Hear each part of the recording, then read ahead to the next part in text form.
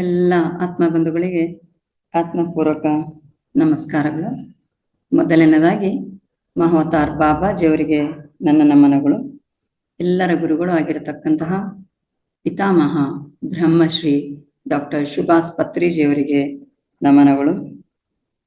ಈ ಒಂದು ವೇದಿಕೆಯನ್ನು ನಿರ್ಮಾಣ ಮಾಡಿ ನಮಗೆಲ್ಲರಿಗೂ ಸದಾವಕಾಶವನ್ನು ಕಲ್ಪಿಸಿಕೊಟ್ಟಿರತಕ್ಕಂತಹ ಮಹಾವತಾರ್ ಫೌಂಡೇಶನ್ನ ಫೌಂಡರ್ ಆಗಿರತಕ್ಕಂಥ ಡಾಕ್ಟರ್ ರಂಗನಾಥ್ ಸರ್ ಹಾಗೂ ಮೇಡಮ್ ಲಕ್ಷ್ಮೀ ರಂಗನಾಥ್ ಅವರಿಗೂ ಸಹ ನಮನಗಳು. ನನ್ನ ತಂದೆ ತಾಯಿಗೆ ಪ್ರಣಾಮವನ್ನು ಹೇಳುತ್ತಾ ಇಂದಿನ ಕಾರ್ಯಕ್ರಮವನ್ನು ಪ್ರಾರಂಭ ಮಾಡೋಣ. ತಮಗೆಲ್ಲರಿಗೂ ಸಹ ಮತ್ತೊಮ್ಮೆ ಹೃದಯಪೂರ್ವಕ ಸ್ವಾಗತವನ್ನು ಕೋರ್ತೇನೆ. ಈ ದಿನ ಮೇ 9ನೇ ತಾರೀಕು ಶನಿವಾರ ದಿನ ಮಹಾವತಾರ್ ಫೌಂಡೇಶನ್ ನಡೆಸ್ತಾ ಇರತಕ್ಕಂತಹ 41 ದಿನಗಳ ಮಂಡಲ ಕಾರ್ಯಕ್ರಮದ 6ನೆಯ ಬ್ಯಾಚಿನ 6ನೆಯ ದಿನ ಇದಾಗಿದೆ. ಎಲ್ಲರಿಗೂ ತಿಳಿದ ಹಾಗೆ ಶನಿವಾರ ದಿನ ವಿಶೇಷ ಕಾರ್ಯಕ್ರಮ.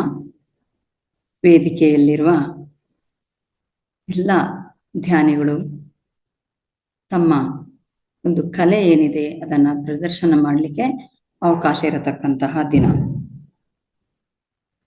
ಈ ದಿನ ನಾವು ಅದೇ ಕಾರ್ಯಕ್ರಮವನ್ನು ಮುಂದುವರಿಸೋಣ. ಇನ್ನೂ ಸಹ ಸಾಕಷ್ಟು ಧ್ಯಾನಿಗಳು ಹಾಜರಾಗಲಿಲ್ಲ. ಬಹುಶಃ ದಿನ ಹೋದ ಹಾಗೆ 9 ಗಂಟೆಗೆ ಒಂದು 5 ನಿಮಿಷಕ್ಕೆ ಮೊದಲೇ ಸೇರಿ ಅಂತ ಅಂದ್ರೂ ಯಾಕೆ ಅಂತ ಗೊತ್ತಿಲ್ಲ. ಯಾಕೋ ಆಸಕ್ತಿ ಕಳ್ಕೊಂಡಂಗೆ ಕಂಡು ಬರ್ತಾ ಇದೆ, ಅಥವಾ ಮಕ್ಕಳಿಗೆಲ್ಲ ರಜೆ ಇದೆ ಅಂತ ಅಲ್ಲಿ ಇಲ್ಲಿ ಹೋಗತಕ್ಕಂತಹ ಕಾರ್ಯಕ್ರಮನೂ ಇರಬಹುದೋ ಏನೋ ಗೊತ್ತಿಲ್ಲ. ಏನೇ ಇರಲಿ, ನಾನು ಆ್ಯಕ್ಚುಲಿ ಇವತ್ತು ವಿಶೇಷ ಕಾರ್ಯಕ್ರಮ ಪ್ರಾರಂಭ ಮಾಡುವ ಮೊದಲು, ಯಾಕಂದ್ರೆ ಎಲ್ಲರೂ ಸೇರಿದ್ದಿದ್ರೆ ನನಗೊಂದೆರಡು ಅಂಶಗಳನ್ನ ಗಮನಕ್ಕೆ ತರಬೇಕಿತ್ತು. ಆ ನಂತರ ಒಂದು 15 ನಿಮಿಷಗಳ ಕಾಲ ಎಲ್ರಿಗೂ ಅವಕಾಶ ಇದೆ.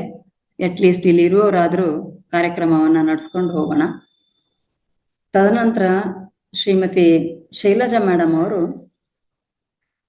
ನಮ್ಮ ತಿರುವಣ್ಣಾಮಲೈನಲ್ಲಿರತಕ್ಕಂತಹ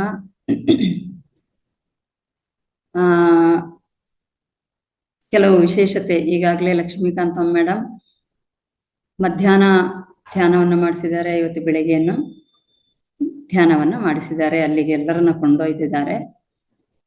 ಆದರೆ ಶೈಲಜಾ ಮೇಡಮ್ ಅವ್ರು ಹೇಳ್ತಾರೆ ಅಲ್ಲಿ ರಮಣಶ್ರೀ ಆಶ್ರಮನೂ ಇದೆ, ಅದರ ಮಹತ್ವವನ್ನು ಕೇಳಿದ್ರೆ ಹೆಚ್ಚಿನ ಜನಗಳು ಇದಕ್ಕೆ ಬರಲಿಕ್ಕೆ ತಯಾರಿದ್ದಾರೆ ಅಂತ ಹೇಳತಕ್ಕಂಥದ್ದು. ಲಕ್ಷ್ಮೀಕಾಂತಮ್ಮ ಮೇಡಮ್ ಅವರು ಹಾಜರಾಗಿದ್ದೀರಾ? ಧ್ಯಾನ ಮಾಡಿಸ್ತೀರಾ? ಲಕ್ಷ್ಮೀಕಾಂತಮ್ಮ ಮೇಡಮ್, ಎಸ್, ಅನ್ಮ್ಯೂಟ್ ಮಾಡಿದೆ, ನಿಮಗೆ ಅನ್ಮ್ಯೂಟ್ ಮಾಡ್ಕೊಳ್ಳಿ. ಎಷ್ಟೊತ್ತಿಗೆ ಮೇಡಮ್? 9:30 ನಂತರ 9:30 ನಂತರ ಆಗ್ಬೋದಾ? 9:30. Okay okay okay okay. ಯಾಕಂದ್ರೆ ಒಂದು 15 ನಿಮಿಷ ಶೈಲಜಾ ಮೇಡಮ್ ರಮಣ ಮಹರ್ಷಿಗಳ ಬಗ್ಗೆ ಒಂದೆರಡು ಮಾತಾಡ್ತಾರೆ. ಯಾಕಂದ್ರೆ ಅದು ಬಹಳ ಒಂದು ಅದ್ಭುತವಾದದ್ದು, ಅದರ ಮಹತ್ವ ತುಂಬಾ ಇದೆ. ಅದನ್ನ ತಿಳ್ಕೊಂಡ್ರೆ ಇನ್ನೂ ಹೆಚ್ಚಿನ ಜನ. ಇಲ್ಲಿ ಒಂದೇ ಒಂದು ಉದ್ದೇಶ ಏನು ಅಂತಂದ್ರೆ, ನಮ್ಮ ತಿರುವಣ್ಣಾಮಲೈ ಪ್ರೋಗ್ರಾಮ್ ತುಂಬಾ ಚೆನ್ನಾಗಿ ಹೆಚ್ಚಿನ ಜನರಿಂದ ಕಂಗೊಳಿಸ್ಲಿ ಅಂತ ಹೇಳತಕ್ಕಂಥದ್ದು, ಜೊತೆಗೆ ಅದರ ಒಂದು ಏನು ಆಶೀರ್ವಾದ ಅಲ್ಲಿರತಕ್ಕಂಥದ್ದು, ಅದರ ಒಂದು ಫಲವನ್ನ ಪಡ್ಕೊಳ್ಳಿ ಅಂತ ಹೇಳತಕ್ಕಂಥ ಒಂದೇ ಒಂದು ಉದ್ದೇಶದಿಂದ ಎಲ್ಲರೂ ಸಹ ಈ ಬಗೆನೆ ಮಾತಾಡ್ಸ್ತಕ್ಕಂಥದ್ದು, ಧ್ಯಾನ ಮಾಡಿಸ್ತಾ ಇರತಕ್ಕಂಥದ್ದು ಮಾಡ್ತಾ ಇದ್ದಾರೆ. ಯಾಕಂದ್ರೆ ಜಾಸ್ತಿ ದಿನ ಇಲ್ಲ, ಇನ್ನು 14ನೇ ತಾರೀಕಿಗೆ ಹೊರಡೋರು, 15ನೇ ತಾರೀಕಿಗೆ ಹೊರಡೋರು, ಅಥವಾ 16ನೇ ತಾರೀಕು ಹೊರಡೋರು, ಕೊನೆಯ 17ನೇ ದಿನ ಗಿರಿ ಪ್ರದಕ್ಷಿಣೆಯನ್ನ ಮಾಡಿ ಬರೋರು ಸಹ ಕೆಲವರು ಇರ್ತಾರೆ. ಆದ ಕಾರಣ ಇದರೊಂದು ಮೋಟಿವೇಶನ್ಗೋಸ್ಕರ ಅದರ ಬಗ್ಗೆನೆ ನಾವು ಹೆಚ್ಚಿನ ಒಂದು ಫೋಕಸ್ ಅನ್ನು ಮಾಡ್ತಿರತಕ್ಕಂಥದ್ದು. ಬರೀ 18 ಜನ ಇಲ್ಲಿ ಜಾಯಿನ್ ಆಗಿದ್ದಾರೆ. ಒಂದು ವಿಷಯ ಏನ್ ಹೇಳ್ತಾ ಇದ್ದೇನೆ ಅಂತಂದ್ರೆ, ಈಗಾಗಲೇ 21 ಜನ ಪೇಮೆಂಟ್ ಮಾಡಿದ್ದೀರಾ, ದಾನಿಗಳು ಅನ್ನಪ್ರಸಾದಕ್ಕೆ ದಾನವನ್ನ ಮಾಡಿದ್ದೀರಾ. ಇವತ್ತು ನಾನು ಸಾಮಾನ್ಯ ನನಗೆ ರಿಸಿಟ್ ಬುಕ್ಕಲ್ಲಿ ನಾನು ರಿಸಿಟ್ ಅನ್ನ ಕಳಿಸಿದ್ದೇನೆ. ಕೆಲವು ಜನರಿಗೆ ನನಗೆ ರಿಸಿಟ್ ಕೊಡ್ಲಿಕ್ಕೆ ಆಗ್ಲಿಲ್ಲ. ಕಾರಣ ಏನು? ಒಂದು ಶಾರದಾ ಕಾಣ್ತಾ ಇದ್ದಾರೆ, 2 ಶಾರದಾ ಇದ್ದಾರೆ ನನ್ನ ಹತ್ರ. ಮೇಡಮ್, ಇಲ್ಲಿ ಶಾರದಾ ಅಂತ ಇದ್ದೀರಲ್ಲ, ತಾವು ಪೇಮೆಂಟ್ ಮಾಡಿದ್ದೀರಾ? ಶಾರದಾ ಹ್ಯಾಂಡ್ ರೈಸ್ ಮಾಡಿದ್ರೆ ಚೆನ್ನಾಗಿತ್ತು.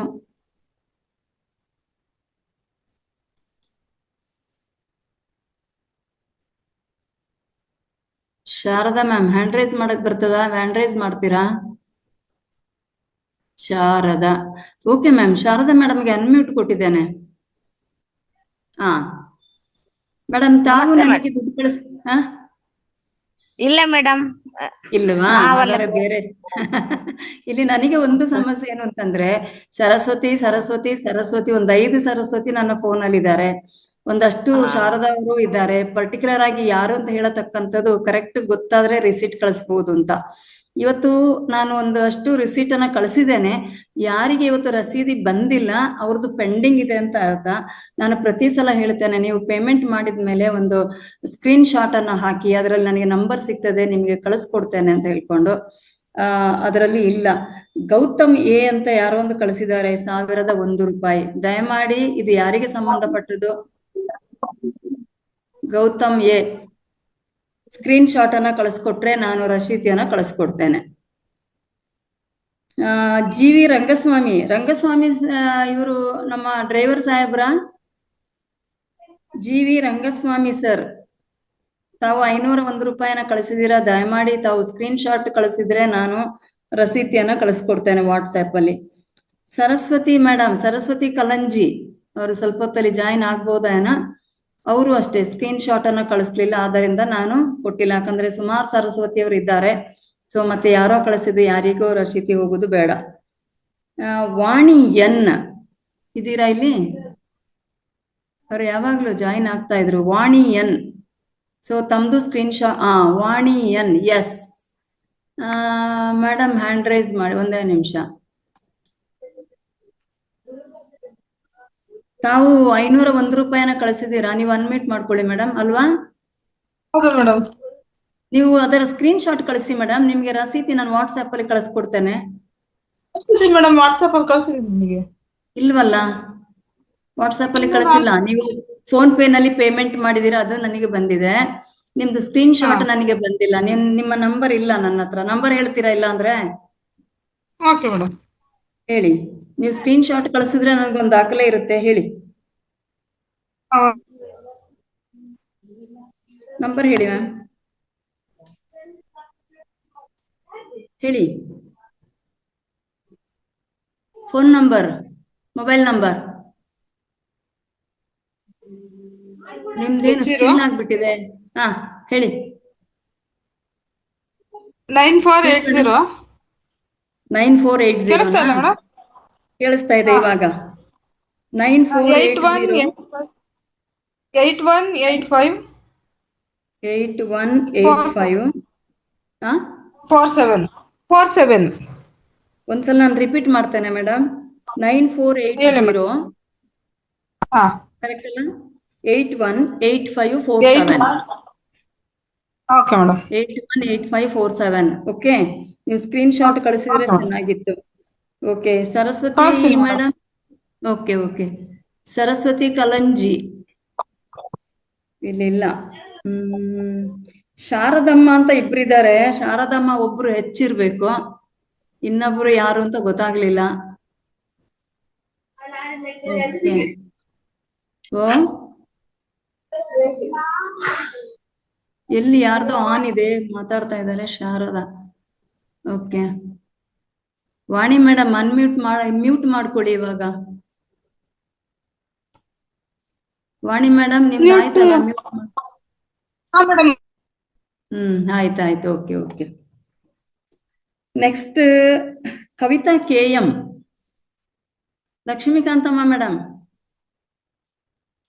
ಲಕ್ಷ್ಮೀಕಾಂತ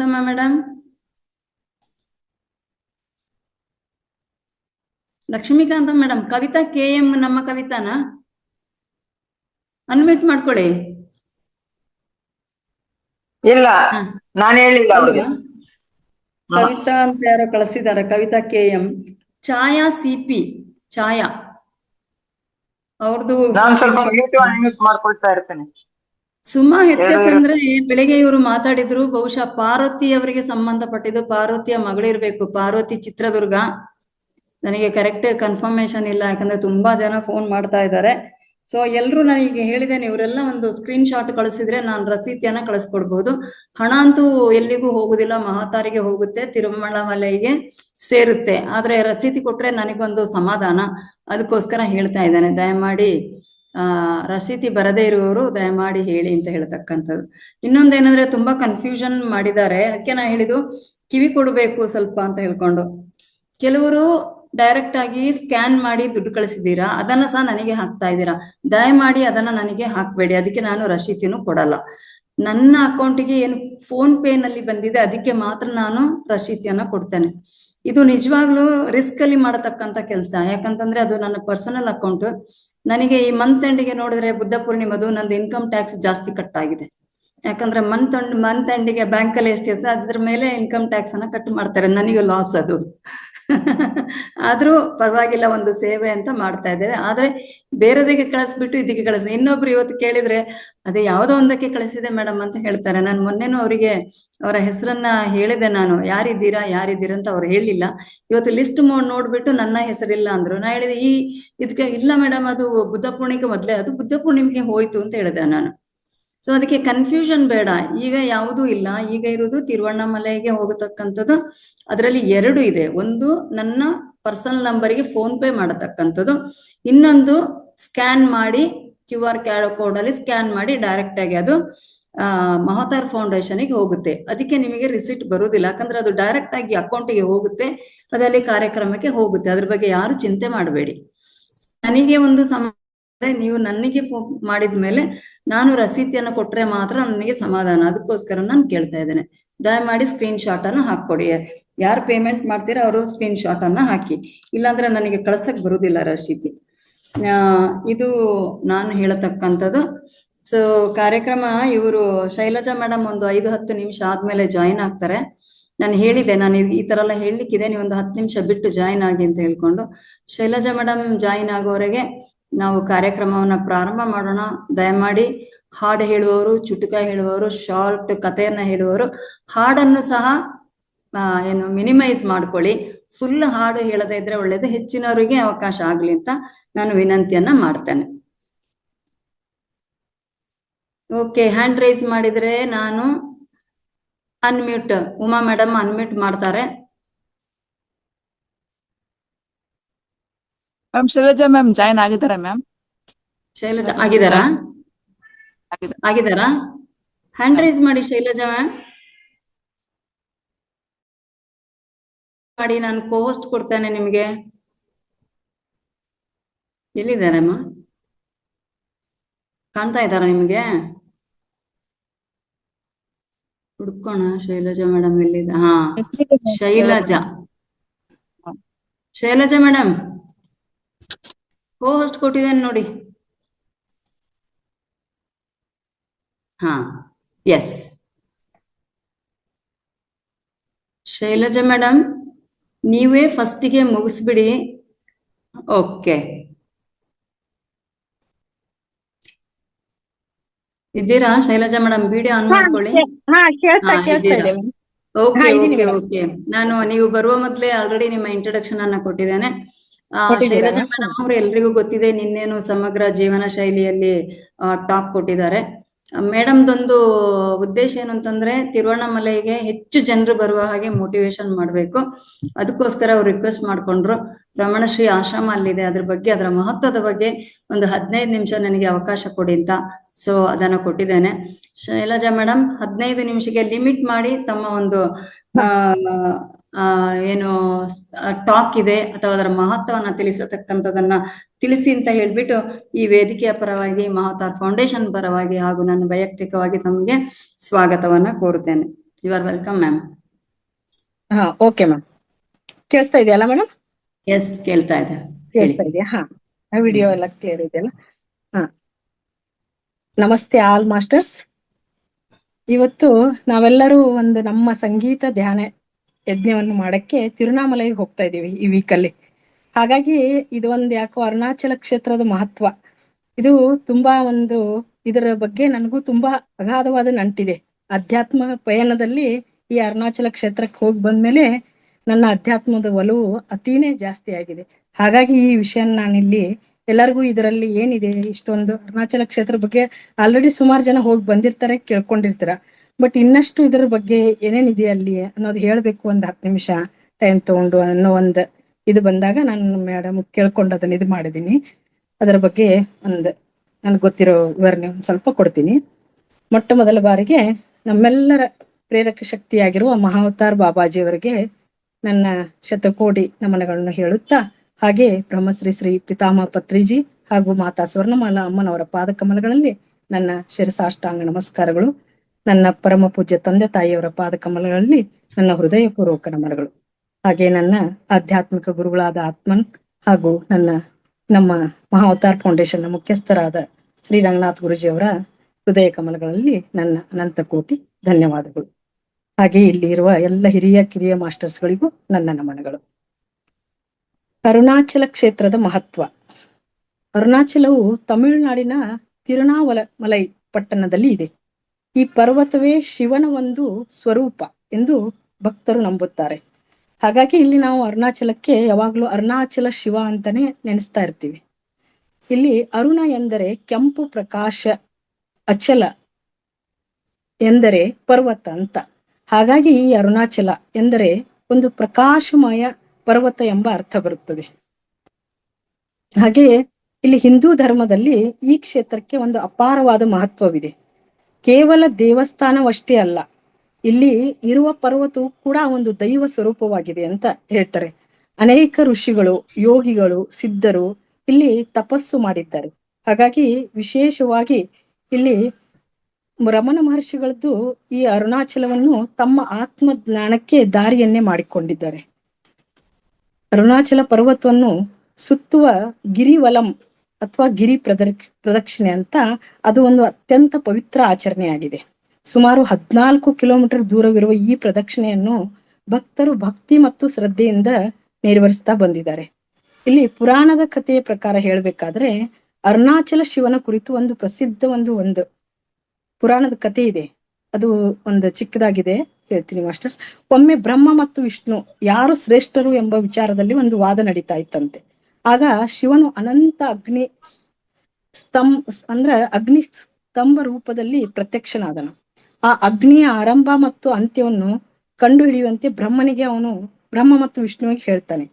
ಅವಾಗ ಹೇಳಿದರು, ಇಲ್ಲಿ ವಿಷ್ಣು ವರಾಹ ರೂಪದಲ್ಲಿ ಕೆಳಕ್ಕೆ ಹೋದರಂತೆ, ಬ್ರಹ್ಮ ಹಂಸ ರೂಪದಲ್ಲಿ ಮೇಲಕ್ಕೆ ಹಾರಿದರು. ಅವಾಗ ಇಬ್ಬರು ಶಿವನ ಅಂತ್ಯವನ್ನು ಕಂಡು ಹಿಡಿಯಲಿಲ್ಲ. ಹಾಗಾಗಿ ಶಿವನು ತನ್ನ ಪರಮ ಶಕ್ತಿಯನ್ನು ತೋರಿಸಿ ಅಹಂಕಾರವನ್ನು ತ್ಯಜಿಸಬೇಕೆಂದು ಉಪದೇಶಿಸಿದರು. ಹೀಗಾಗಿ ಈ ಅನಂತ ಅಗ್ನಿ ಸ್ತಂಭವೇ ಇವತ್ತು ಅರುಣಾಚಲ ಪರ್ವತವಾಗಿ ರೂಪಾಂತರಗೊಂಡಿತು ಎಂಬ ಒಂದು ಉಲ್ಲೇಖವಿದೆ. ಹಾಗಾಗಿ ಇಲ್ಲಿ ಈ ಕಥೆಯ ಮೂಲಕ ಶಿವನು ಪರಬ್ರಹ್ಮನೆಂಬ ಸಂದೇಶವನ್ನು ಕೂಡ ಸಾರಲಾಗಿದೆ. ಇಲ್ಲಿ ಮತ್ತೊಂದಂದ್ರೆ ಪಂಚಭೂತ ಕ್ಷೇತ್ರಗಳಲ್ಲಿ ಅರುಣಾಚಲದ ಮಹತ್ವ ಯಾವ ತರ ಅಂದ್ರೆ, ಭಾರತದಲ್ಲಿ ಶಿವನ 5 ಪ್ರಮುಖ ಕ್ಷೇತ್ರಗಳನ್ನು ನಾವು ಪಂಚಭೂತ ಕ್ಷೇತ್ರಗಳು ಎಂದು ಕರೆಯುತ್ತೇವೆ. ಅದರಲ್ಲಿ ಭೂಮಿ ಕಾಂಚೀಪುರಂ ಅಲ್ಲಿ, ಜಲ ಇದು ತಿರುವನಾಕಾವಲ್ ಅಲ್ಲಿ, ಹಾಗೆ ಅಗ್ನಿ ಎಂಬುದು ಅರುಣಾಚಲಕ್ಕೆ ಇದು ಮಾಡ್ತಾರೆ. ಹಾಗೆ ವಾಯು ಅನ್ನೋದು ಶ್ರೀಕಾಳಹಸ್ತಿ, ಮತ್ತೆ ಆಕಾಶ ಇದು ಚಿದಂಬರಂಗೆ ಹೋಲಿಸ್ತೀವಿ. ಇಲ್ಲಿ ಅರುಣಾಚಲವು ಅಗ್ನಿ ತತ್ವದ ಕ್ಷೇತ್ರವಾಗಿದೆ. ಆದ್ದರಿಂದ ಇಲ್ಲಿ ನಾವು ಎಲ್ಲರಿಗೂ ನಮಗೆ ಗೊತ್ತಿರುವ ಹಾಗೆ ಮಾಸ್ಟರ್ಸ್, ಕಾರ್ತಿಕ ದೀಪೋತ್ಸವಕ್ಕೆ ಅಪಾರ ಮಹತ್ವ ಇದೆ. ಅರುಣಾಚಲದಲ್ಲಿ ದೀಪೋತ್ಸವ ನೋಡದೆ ಒಂದು ನಮ್ಮೆಲ್ಲರ ಭಾಗ್ಯ ಅಂತ ಹೇಳ್ಬಹುದು ಇಲ್ಲಿ. ಹಾಗೆ ಅರುಣಾಚಲ ಶಿವ ಅನ್ನೋದು ಯಾವ ತರ ಈ ಕ್ಷೇತ್ರಕ್ಕೆ ಅರುಣಾಚಲ ಶಿವ ಅನ್ನೋದು ಬಂತು ಅನ್ನೋದಕ್ಕೆ, ನಮ್ಮ ಅರುಣಾಚಲ ದಕ್ಷಿಣ ಭಾರತದ ಅತ್ಯಂತ ಪವಿತ್ರ ಶಿವ ಕ್ಷೇತ್ರಗಳಲ್ಲೇ ಒಂದಿದೆ ಇದು. ಈ ಕ್ಷೇತ್ರವನ್ನು ಅರುಣಾಚಲ, ಅಣ್ಣಾಮಲೈ, ಅರುಣಾಚಲೇಶ್ವರ ದೇವಸ್ಥಾನ ಎಂದು ಕರೆಯಲಾಗುತ್ತದೆ. ಇಲ್ಲಿ ಪೂಜಿಸಲ್ಪಡುವ ಶಿವನನ್ನು ಅರುಣಾಚಲೇಶ್ವರ, ಅಣ್ಣಾಮಲೈ ಎಂದು ನಾವು ಕರೆಯುತ್ತೇವೆ. ಈ ಕ್ಷೇತ್ರವು ಪಂಚಭೂತ ಕ್ಷೇತ್ರಗಳಲ್ಲಿ ಅಗ್ನಿ ತತ್ವವನ್ನು ಪ್ರತಿನಿಧಿಸುತ್ತದೆ. ಅಂದರೆ ಶಿವನು ಇಲ್ಲಿ ಅಗ್ನಿ ರೂಪದಲ್ಲೇ ಪ್ರತ್ಯಕ್ಷನಾಗಿದ್ದಾನೆ ಎಂಬ ನಂಬಿಕೆ ಕೂಡ ಇದೆ. ಅರುಣಾಚಲೇಶ್ವರವು ಈ ದೇವಸ್ಥಾನವು ಒಂದು ಭಾರತದ ಅತಿ ದೊಡ್ಡ ಶಿವ ದೇವಾಲಯಗಳಲ್ಲೇ ಒಂದಾಗಿದ್ದು ಅದ್ಭುತ ವಾಸ್ತುಶಿಲ್ಪಕ್ಕೆ ಹೆಸರುವಾಸಿಯಾಗಿದೆ. ಈ ದೇವಸ್ಥಾನ ನಾವು ಯಾರಾದ್ರೂ ಈಗ ಮಾಸ್ಟರ್ಸ್ ಎಲ್ಲರೂ ಹೋದ್ಮೇಲೆ ಆ ದೇವಸ್ಥಾನ ನೀವು ನೋಡಿದ್ರೆ ಅಲ್ಲೇ ನಮಗೆ ಇಂಥ ದೇವಸ್ಥಾನಕ್ಕೆ ನಾವು ಬಂದ್ವಲ್ಲ ಅನ್ನೋ ಒಂದು ಇದು ಬಂದ್ಬಿಡುತ್ತೆ ನಿಮ್ಗೆ. ಅಂದ್ರೆ ಅಷ್ಟು ಒಂದು ಶಿಲ್ಪಕಲೆ ಆಗಲಿ ಆ ದೇವಸ್ಥಾನ ನೋಡೋದೇ ನಮ್ ಭಾಗ್ಯನೇ ಅಂತ ಹೇಳ್ಬಹುದು. ಅಂತ ಒಂದು ಅದ್ಭುತ ವಾಸ್ತುಶಿಲ್ಪನೇ ಅಲ್ಲಿ ಹೆಸರುವಾಸಿಯಾಗಿದೆ. ಹಾಗೆ ಇದರದ್ದು ಸರಾಸರಿ ವಿಸ್ತೀರ್ಣ 25 ಎಕರೆ ಪ್ರದೇಶದಲ್ಲಿ ಈ ಬೃಹತ್ ಒಂದು ದೇವಾಲಯ ನಿರ್ಮಾಣವಾಗಿದೆ. ರಾಜಗೋಪುರ ಅತ್ಯಂತ ಎತ್ತರವಾದ ಮತ್ತು ಭವ್ಯವಾದ ಗೋಪುರಗಳನ್ನು ಇಲ್ಲಿ ಹೊಂದಿದೆ. 1000 ಕಂಬಗಳ ಮಂಟಪ, ಇಲ್ಲಿನ ಕಲಾತ್ಮಕ ಕೆತ್ತನೆಯ 1000 ಕಂಬಗಳ ಮಂಟಪವು ಪ್ರವಾಸಿಗರನ್ನು ಅತಿಯಾಗಿ ಸೆಳೆಯುತ್ತದೆ. ಹಾಗೆಯೇ ವಿಶಾಲವಾದ ದೇವಸ್ಥಾನದ ಪ್ರಾಕಾರ ಮತ್ತು ಅನೇಕ ಉಪದೇವತೆಗಳ ಸನ್ನಿಧಿಗಳು ಕೂಡ ಇಲ್ಲಿವೆ.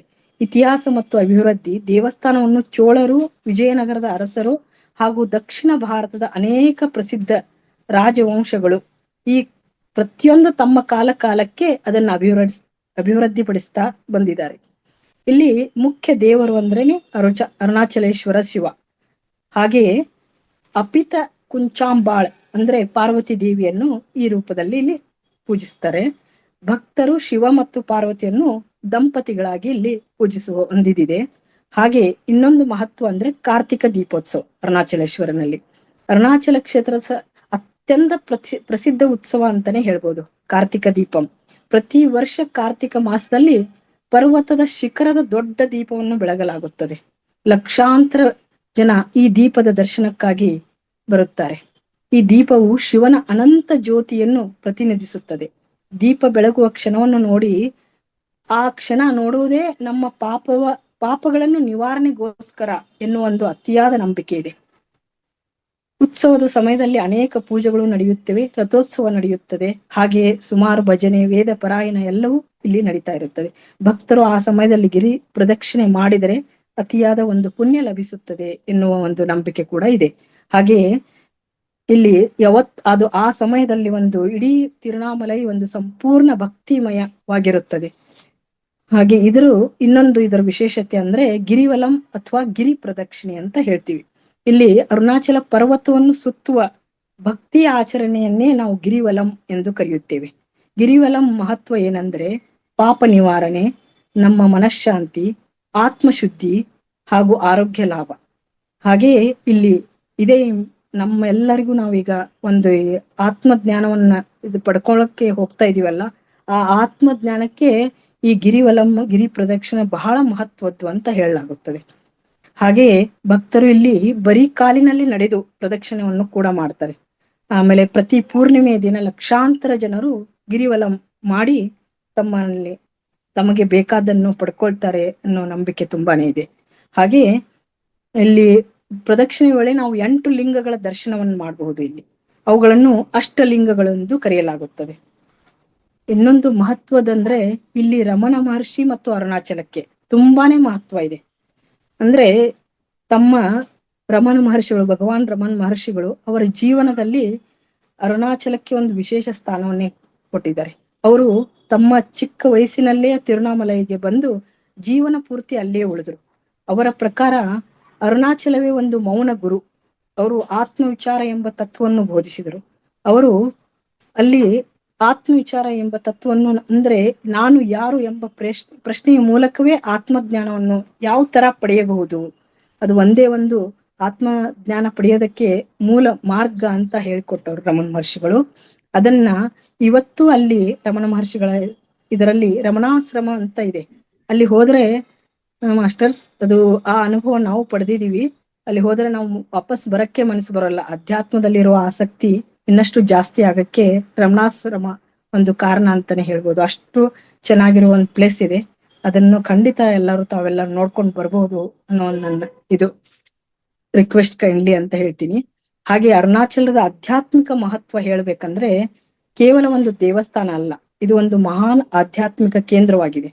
ಇಲ್ಲಿ ಧ್ಯಾನ, ಯೋಗ, ಮೌನ ಸಾಧನೆ, ತಪಸ್ಸು ಇತ್ಯಾದಿಗಳನ್ನು ಸಾವಿರಾರು ಜನರು ಮಾಡುತ್ತಾ ಇರ್ತಾರೆ. ಅನೇಕರು ಅರುಣಾಚಲ ಪರ್ವತದ ಸಮೀಪದಲ್ಲಿ ಆಧ್ಯಾತ್ಮಿಕ ಅನುಭವವನ್ನು ಪಡೆದು ತೃಪ್ತಿ ಭಾವನೆಯನ್ನು ಪಡೆಯುತ್ತಾರೆ. ಶಿವನ ಅನುಗ್ರಹದಿಂದ ಇಲ್ಲಿ ಮನಸ್ಸಿಗೆ ಶಾಂತಿ ಕೂಡ ದೊರೆಯುತ್ತದೆ. ನಂಬಿಕೆ ಅದೇ ತರ ಭಕ್ತರ ನಂಬಿಕೆಗಳು ಸುಮಾರಿದೆ. ಅಂದ್ರೆ ಅರುಣಾಚಲ ಶಿವನ ಬಗ್ಗೆ ಅನೇಕ ನಂಬಿಕೆಗಳನ್ನೇ ಹೊಂದಿದ್ದಾರೆ. ಗಿರಿವಲಂ ಮಾಡಿದರೆ ನಮ್ಮ ಕಷ್ಟಗಳು ದೂರವಾಗುತ್ತವೆ, ಕಾರ್ತಿಕ ದೀಪ ದರ್ಶನದ ಪುಣ್ಯ ಲಭಿಸುತ್ತದೆ, ಶಿವನ ಕೃಪೆಯಿಂದ ನಮಗೆ ಮನಃಶಾಂತಿ ದೊರೆಯುತ್ತದೆ, ಹಾಗೆ ಆತ್ಮಜ್ಞಾನ ಕೂಡ ಬೆಳೆಯುತ್ತಾ ಹೋಗುತ್ತದೆ.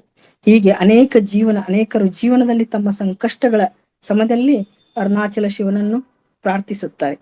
ಹಾಗೆಯೇ ಇಲ್ಲಿ ಅರುಣಾಚಲದ ಪ್ರಕೃತಿ ಸೌಂದರ್ಯ ತುಂಬಾನೇ ಚೆನ್ನಾಗಿದೆ. ಪರ್ವತವು ಪ್ರಕೃತಿ ಸೌಂದರ್ಯದಿಂದ ಕೂಡಿದೆ. ಅದು ಅರುಣಾಚಲ ಪರ್ವತ. ಅಲ್ಲಿ ತುಂಬಾ ಹಸಿರು ಪರಿಸರ, ಗುಹೆಗಳು, ಯೋಗಿಗಳ ಸುಮಾರು ತಪೋಭೂಮಿ, ಹಾಗೆ ಶಾಂತ ವಾತಾವರಣ ಇವೆಲ್ಲ ಕೂಡ ನಮ್ಮೆಲ್ಲರನ್ನು ಆಕರ್ಷಿಸುತ್ತವೆ. ಅರುಣಾಚಲ ಶಿವನು ಭಕ್ತಿಯ, ಜ್ಞಾನದ ಮತ್ತು ಆತ್ಮ ಪ್ರಕಾಶದ ಪ್ರತೀಕವಾಗಿದ್ದಾನೆ. ಹಾಗೆ ಅರುಣಾಚಲ ಪರ್ವತವೇ ಒಂದು ಶಿವನ ಸ್ವರೂಪ ಎಂಬ ನಂಬಿಕೆ ಕೂಡ ತುಂಬಾ ಆಳವಾಗಿದೆ. ಅಂದ್ರೆ ಆ ಪರ್ವತನ ನೋಡಿದಾಗ ನಮ್ಗೆಲ್ಲರಿಗೂ ಅದರದೊಂದು ಇದಾಗುತ್ತೆ, ಅನುಭವ ಆಗುತ್ತೆ ಮಾಸ್ಟರ್ಸ್. ಅಲ್ಲಿ ಹೋದಾಗ ಈ ಕ್ಷೇತ್ರವು ಕೇವಲ ಒಂದು ಧಾರ್ಮಿಕ ಕ್ಷೇತ್ರ ಅಷ್ಟೇ ಅಲ್ಲ, ಇದು ಆತ್ಮಶಾಂತಿ ಮತ್ತು ಆತ್ಮಜ್ಞಾನವನ್ನು ನೀಡುವ ಒಂದು ಮಹಾನ್ ಕೇಂದ್ರವಾಗಿದೆ. ಹಾಗಾಗಿ ಕಾರ್ತಿಕ ದೀಪೋತ್ಸವ, ಗಿರಿವಲಂ ಸ್ಥಾನವಲ್ಲ, ಆತ್ಮಶಾಂತಿ ಮತ್ತು ಆತ್ಮಸ್ಥಾನವನ್ನು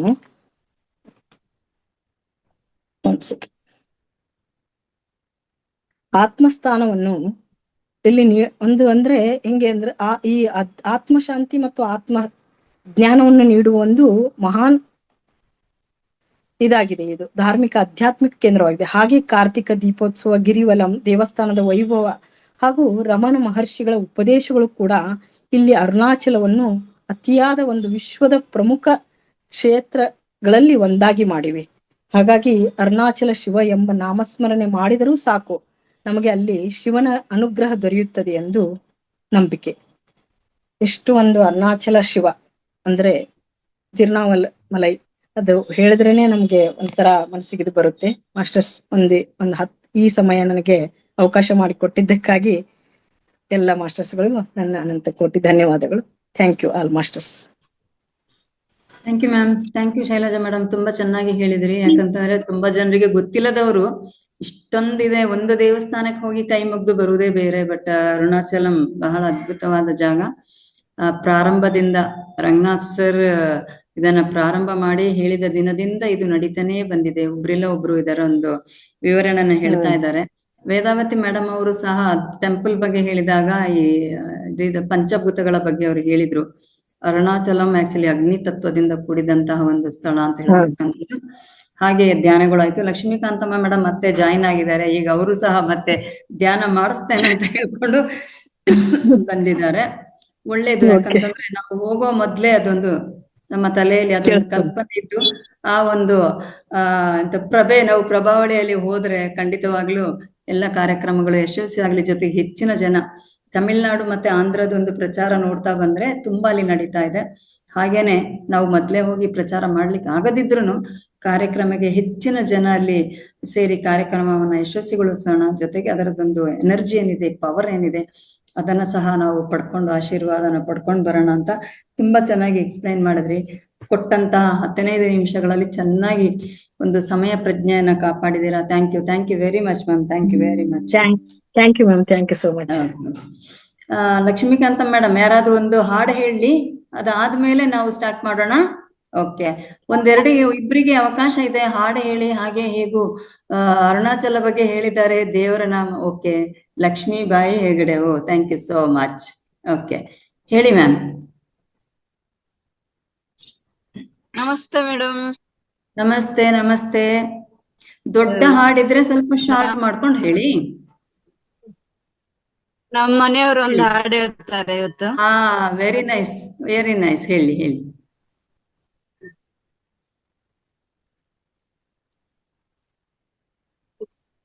ಹೇಳಿ ಸರ್.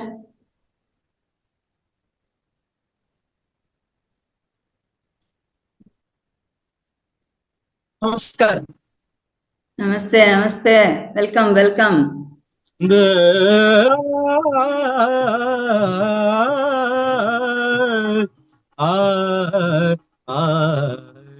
ನಾನಿನ್ನ ಧ್ಯಾನದೊಳಿರಲು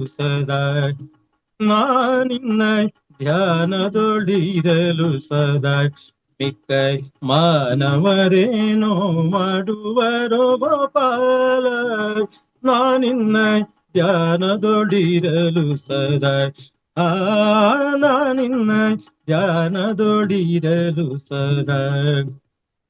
ಮತ್ಸರಿಸುವರೆಲ್ಲ ಕೂಡಿ ಮಾಡುವುದೇನು ಮತ್ಸರಿಸುವರೆಲ್ಲ ಕೂಡಿ ಮಾಡುವುದೇನು ಅಚ್ಯುತ ನಿನದೊಂದು ದಯೆ ಇರಲು ವಾತ್ಸಲ್ಯ ಬಿಡದಿರು ನಿನ್ನ ನಂಬಿದ ದೇವ ವಾತ್ಸಲ್ಯ ಬಿಡದಿರು ನಿನ್ನ ನಂಬಿದ ದೇವ ವಾತ್ಸಲ್ಯ ಬಿಡದಿರು ನಿನ್ನ ನಂಬಿದ ದೇವ ಕಿಚ್ಚಿಗೆ ಇರುವೆ ಮುತ್ತುವುದೇ ಬೆಳೆಲು ರಂಗ ನಾನಿನ್ನ ಧ್ಯಾನದೊಳಿರಲು ಸದಾ ನಾನಿನ್ನ ಧ್ಯಾನದೊಳಿರಲು ಸದಾ ತುಳಲಿ ಕುದುರೆ ವೈಯಾರದಿ ಕುಣಿಯಲು ಧೂಳು ರವಿಯ ಮೇಲೆ ಮುಸುಕುವುದೇ ತಾಳಿದವರಿಗೆ ವಿರುದ್ಧ ಲೋಕದೊಳುಂಟ ತಾಳಿದವರಿಗೆ ವಿರುದ್ಧ ಲೋಕ ಗಾಳಿಗೆ ಗಿರಿಯು ಅಲ್ಲಾಡಬಲ್ಲುದೆ ರಂಗ ನಾನಿನ್ನ ಧ್ಯಾನದೊಳಿರಲು ಸದಾ ನಾನಿನ್ನ ಧ್ಯಾನದೊಳಿರಲು ಸದಾ ಕನ್ನಡಿಯೊಳಗಿನ ಕಂಠ ಕಂಡು ಕಳ್ಳ ಕನ್ನವಿಕ್ಕಲು ಕವನ ವಶವಕುದೇ ನಿನ್ನ ನಂಬಲು ಮುದ್ದು ಪುರಂದರ ವಿಠಲ ನಿನ್ನ ನಂಬಲು ಮುದ್ದು ಪುರಂದರ ವಿಠಲ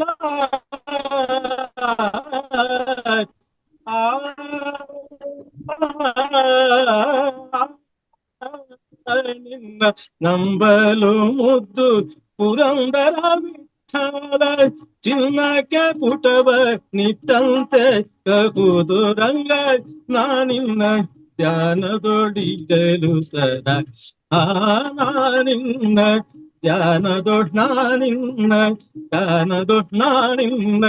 ಧ್ಯಾನದೊಳಿರಲು ಸದಾ. ಎಲ್ಲರಿಗೂ ನಮಸ್ಕಾರ.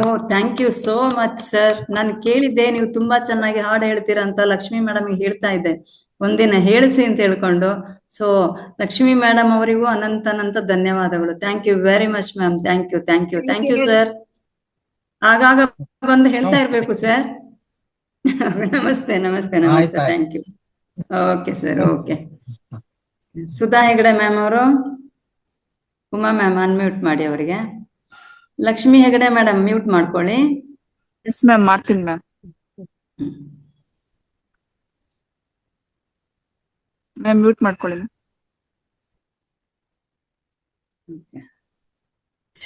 ಮಾನಸ ಭಜನೆ ಗುರು ಚರಣಂ, ಮಾನಸ ಭಜನೆ ಗುರು ಚರಣಂ, ದೋಸ್ತರ ಭವಸಾಗರ ತರಣಂ, ದೋಸ್ತರ ಭವಸಾಗರ ತರಣಂ.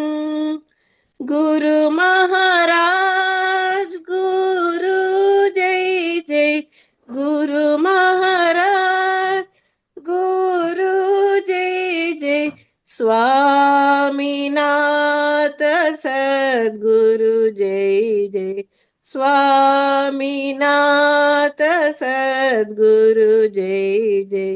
ಓಂ ನಮಃ ಶಿವಾಯ, ಓಂ ನಮಃ ಶಿವಾಯ, ಓಂ ನಮಃ ಶಿವಾಯ, ಶಿವಾಯ ನಮಃ. ಓಂ ನಮಃ ಶಿವಾಯ, ಶಿವಾಯ ನಮಃ. ಅರುಣಾಚಲ ಶಿವ, ಅರುಣಾಚಲ ಶಿವ, ಅರುಣಾಚಲ ಶಿವ, ಅರುಣಾಚಲ ಶಿವ, ಅರುಣಾಚಲ ಶಿವ, ಅರುಣ ಶಿವೋಂ, ಅರುಣಾಚಲ ಶಿವ, ಅರುಣ ಶಿವೋಂ. ಓಂ ನಮಃ ಶಿವಾಯ, ಓಂ ನಮಃ ಶಿವಾಯ, ಓಂ ನಮಃ ಶಿವಾಯ, ಶಿವಾಯ ನಮಃ. ಓಂ ನಮಃ ಶಿವಾಯ, ಶಿವಾಯ ನಮಃ, ಶಿವಾಯ ನಮಃ. ಧನ್ಯವಾದ ma'am. Thank you very much. ಒಳ್ಳೆ ಹಾಡು ಹಾಡಿದ್ರಿ. ಥ್ಯಾಂಕ್ ಯು, ಧನ್ಯವಾದಗಳು. ನಾಗರತ್ನಮ್ಮ ಮ್ಯಾಮ್ಗೆ ಅನ್ಮ್ಯೂಟ್ ಮಾಡಿ. ಹಾ ಮ್ಯಾಮ್ ಕೊಡ್ತೀನಿ ಮ್ಯಾಮ್.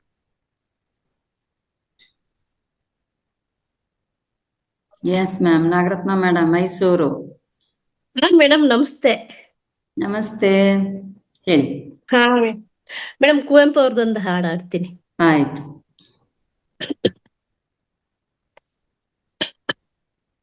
ಮುಚ್ಚು ಮರೆ ಇಲ್ಲದೆ ನಿನ್ನ ಮುಂದೆಲ್ಲವನು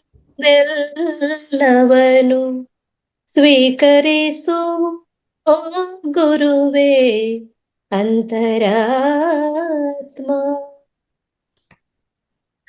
ಪಾಪವಿದೆ, ಪುಣ್ಯವಿದೆ, ನರಕವಿದೆ, ನಾಕವಿದೆ. ಪಾಪವಿದೆ, ಪುಣ್ಯವಿದೆ, ನರಕವಿದೆ, ನಾಕವಿದೆ. ಸ್ವೀಕರಿಸು ಗುರುವೇ ಅಂತರಾತ್ಮ. ಮುಚ್ಚು ಮರೆ ಇಲ್ಲದೆ ರವಿಗೆ ಕಾಂತಿಯ ನೀವ ನಿನ್ನ ಕಣ್ಣಿಸಲು ಪಾಪದ ನುಳಿಯುವುದೇ ಪಾಪವಾಗಿ. ರವಿಗೆ ಕಾಂತಿಯ ನೀವ ನಿನ್ನ ಕಣ್ಣಿಸಲು ಪಾಪದ ನುಡಿಯುವುದೇ ಪಾಪವಾಗಿ. ಗಂಗೆ ನಿನ್ನ ಸೋಂಗಿಂಗೆ ಗಂಗೆ ಸಮೀಪ ನಿನ್ನಡಿಯ ಸೋಂಕಿಂಗೆ ನರಕತ ನುಳಿಯುವುದೇ ನರಕವಾಗಿ. ಮುಚ್ಚು ಮರೆ ಇಲ್ಲದೆ ಶಾಂತ ರೀತಿಯ ನೆಮ್ಮೆ ಕದಡಿರುವುದೆನ್ನಾತ್ಮ ನಾಂತ ರೀತಿ ಅದೆಂತೋ ಓ ಅನಂತ. ಶಾಂತ ರೀತಿ ನೆಮ್ಮೆ ಕದಡಿರುವುದೆನ್ನಾತ್ಮ ನಾಂತ ರೀತಿ ಅದೆಂತೋ ಓ ಅನಂತ. ನನ್ನ ರೀತಿಯ ಕುರುಡೆಂದೆನ್ನ ರಾಕ್ಷಿಸೈ ನನ್ನ ನೀತಿಯ ಕುರುಡೆಂದೆನ್ನ ರಾಕ್ಷಿಸೈ ನಿನ್ನ ಪ್ರೀತಿಯ ಬೆಳಕಿನ ಆನಂದ ಕೊಯ್. ಮುಚ್ಚು ಮರೆ ಇಲ್ಲದೆಯೇ ನಿನ್ನ ಮುಂದೆಲ್ಲವನು ಬಿಚ್ಚಿಡುವೆವೋ ಗುರುವೇ ಅಂತರಾತ್ಮ. ಪಾಪವಿದೆ, ಪುಣ್ಯವಿದೆ, ನರಕವಿದೆ, ನಾಕವಿದೆ. ಪಾಪವಿದೆ, ಪುಣ್ಯವಿದೆ, ನರಕವಿದೆ, ನಾಕವಿದೆ. ಸ್ವೀಕರಿಸುವ ಗುರುವೇ ಅಂತರಾತ್ಮ. ಮುಚ್ಚು ಮರೆ ಇಲ್ಲದೆ. ಧನ್ಯವಾದಗಳು ಮೇಡಮ್. Thank you. ನೆಟ್ವರ್ಕ್ ಸ್ವಲ್ಪ ಇಶ್ಯೂ ಆಯ್ತು. ಬಹುಶಃ ನೀವು ಹಾಡು ಹೇಳ್ತಾ ತಲೆ ಆ ಕಡೆಗೆ ಹೋಗುವಾಗ ಸ್ಪೀಕರ್ಗೆ ಸ್ವಲ್ಪ ಇದೆ. But beautiful, very nice. Thank you ma'am, thank you very much. ಕೊನೆಯದಾಗಿ ವೇದಾವತಿ ಮ್ಯಾಮ್, ಆ ನಂತರ ಧ್ಯಾನ ಮಾಡೋಣ. Okay ma'am, Vedavati ma'am unmute ಕೊಡ್ತೀನಿ. ವೇದಾವತಿ ಮ್ಯಾಮ್. ಹಾ, ನಮಸ್ತೆ ಉಮಾ ಮೇಡಮ್, ರೇವತಿ ಮೇಡಮ್ ನಮಸ್ತೆ. ಹಾ, ಇಲ್ಲಿ ಉಪಸ್ಥಿತರಿರುವ ಎಲ್ಲ ಧ್ಯಾನ ಬಂಧುಗಳಿಗೂ ನಮಸ್ತೆ. ಮೇಡಮ್, ಆಸ್ ಯೂಶುವಲ್ ನಾನು ಒಂದು ಮಹಾಭಾರತದ ಒಂದು ತುಣುಕು ಒಂದು 3 ನಿಮಿಷ ಆಗ್ಬೋದು. ಆಯ್ತಾಯ್ತು. ಓಕೆ. ಹಾ. ಹೇಳಿ. ಟಾಪಿಕ್ ಬಂದು ಕೃಷ್ಣನಿಗೆ ಕೃಷ್ಣನೇ ಸಾಟಿ. ಕುರುಕ್ಷೇತ್ರದ ಧರ್ಮ ಅಧರ್ಮಗಳ ನಡುವೆ ನಡೆದ ಯುದ್ಧದಲ್ಲಿ ಘಟಾನುಘಟಿಗಳು ಮಹಿಮರೆನಿಸಿಕೊಂಡವರೆಲ್ಲ ಸಾವನ್ನಪ್ಪಿದರು. ಇಲ್ಲಿ ಸರಿ ತಪ್ಪು ಪ್ರಶ್ನೆಗಳು ಬರುವುದಿಲ್ಲ. ಆದರೆ ಮಹಾಭಾರತದ ಈ ಯುದ್ಧದಲ್ಲಿ ಎಲ್ಲರ ಮನುಕುಲವು ಸಾವು ಎಂದರೆ ಅರ್ಜುನ ಸುಭದ್ರೆಯರ ಮಗನಾದ ಅಭಿಮನ್ಯುವುದು. ಆಡುವ ವಯಸ್ಸು, ಮಹಾವೀರ, ಮಹಾಪರಾಕ್ರಮಿ, ಯುದ್ಧ ಕೌಶಲ್ಯವನ್ನು ತಿಳಿದವನು. ಯುದ್ಧದಲ್ಲಿ ಇವನ ಎದುರು ನಿಂತರೆ ವೀರಾದಿ ವೀರರು ಮಣ್ಣು ಮುಕ್ಕುವರು. ಕೌರವರ ಸೇನಾಧಿಪತಿ ಗುರು ದ್ರೋಣಾಚಾರ್ಯರು ಯುಧಿಷ್ಠಿರನ್ನು ಬಂಧಿಸಿ ವಿಜಯ ಪತಾಕೆಯನ್ನು ಹಾರಿಸುವೆನೆಂದು ದುರ್ಯೋಧನನಿಗೆ ಮಾತು ಕೊಟ್ಟಂತೆ ಯುದ್ಧದ 13ನೇ ದಿನ ಚಕ್ರವ್ಯೂಹ ರಚಿಸಿದರು. ಈ ಚಕ್ರವ್ಯೂಹ ಭೇದಿಸುವ ರಹಸ್ಯ ಕೃಷ್ಣ ಮತ್ತು ಅರ್ಜುನನಿಗೆ ಮಾತ್ರ ಗೊತ್ತಿತ್ತು. ಇದನ್ನು ತಿಳಿದಿದ್ದ ದ್ರೋಣರು ಕೃಷ್ಣ ಮತ್ತು ಅರ್ಜುನನನ್ನು ರಣರಂಗದಿಂದ ದೂರದಲ್ಲಿರುವಂತೆ ವ್ಯವಸ್ಥೆ ಮಾಡಿ ಯಾರು ಒಳಗೆ ಬರದಂತೆ ತಡೆಯಲು 1 ದಿನದ ಮಟ್ಟಿಗೆ ಸಾವು ಬರದಂತೆ ವರ ಪಡೆದ ಜಯದ್ರಥನನ್ನು ಚಕ್ರವ್ಯೂಹದ ಹೊರಗೆ ನಿಲ್ಲಿಸಿದ್ರು.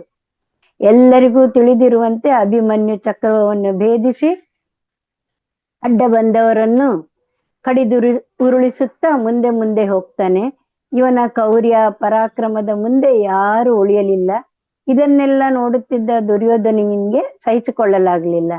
ಅವನು ಮಹಾರಥಿಗಳಾದ ದ್ರೋಣಾಚಾರ್ಯರು, ಅಶ್ವತ್ಥಾಮರು, ಕೃಪಾಚಾರ್ಯರು, ಕರ್ಣ, ದುಶ್ಯಾಸರನ್ನು ಒಂದೇ ಸಲಕ್ಕೆ ಅಭಿಮನ್ಯುವಿನ ಮೇಲೆ ಪ್ರಹಾರ ಮಾಡುವಂತೆ ತಿಳಿಸುತ್ತಾರೆ. ದ್ರೋಣ, ಕೃಪಾ, ಕರ್ಣರು ಇದು ಯುದ್ಧ ನೀತಿ ಅಲ್ಲವೆಂದು ತಿಳಿದಿದ್ದರೂ ಒಟ್ಟಿಗೆ ಒಂದೇ ಸಲಕ್ಕೆ ರಾಕ್ಷಸರಂತೆ ಅಭಿಮನ್ಯುವಿನ ಮೇಲೆ ಪ್ರಹಾರ ಮಾಡಿ ನೆಲಕ್ಕೆ ಬೀಳಿಸ್ತಾರೆ.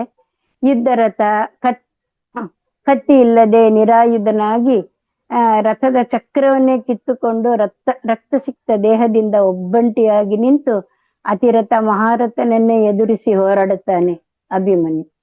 ಆದರೂ ಕೊನೆಗೆ ಮೋಸಕ್ಕೆ ಬಲಿಯಾಗಿ ವೀರಮರಣ ಹೊಂದುತ್ತಾನೆ.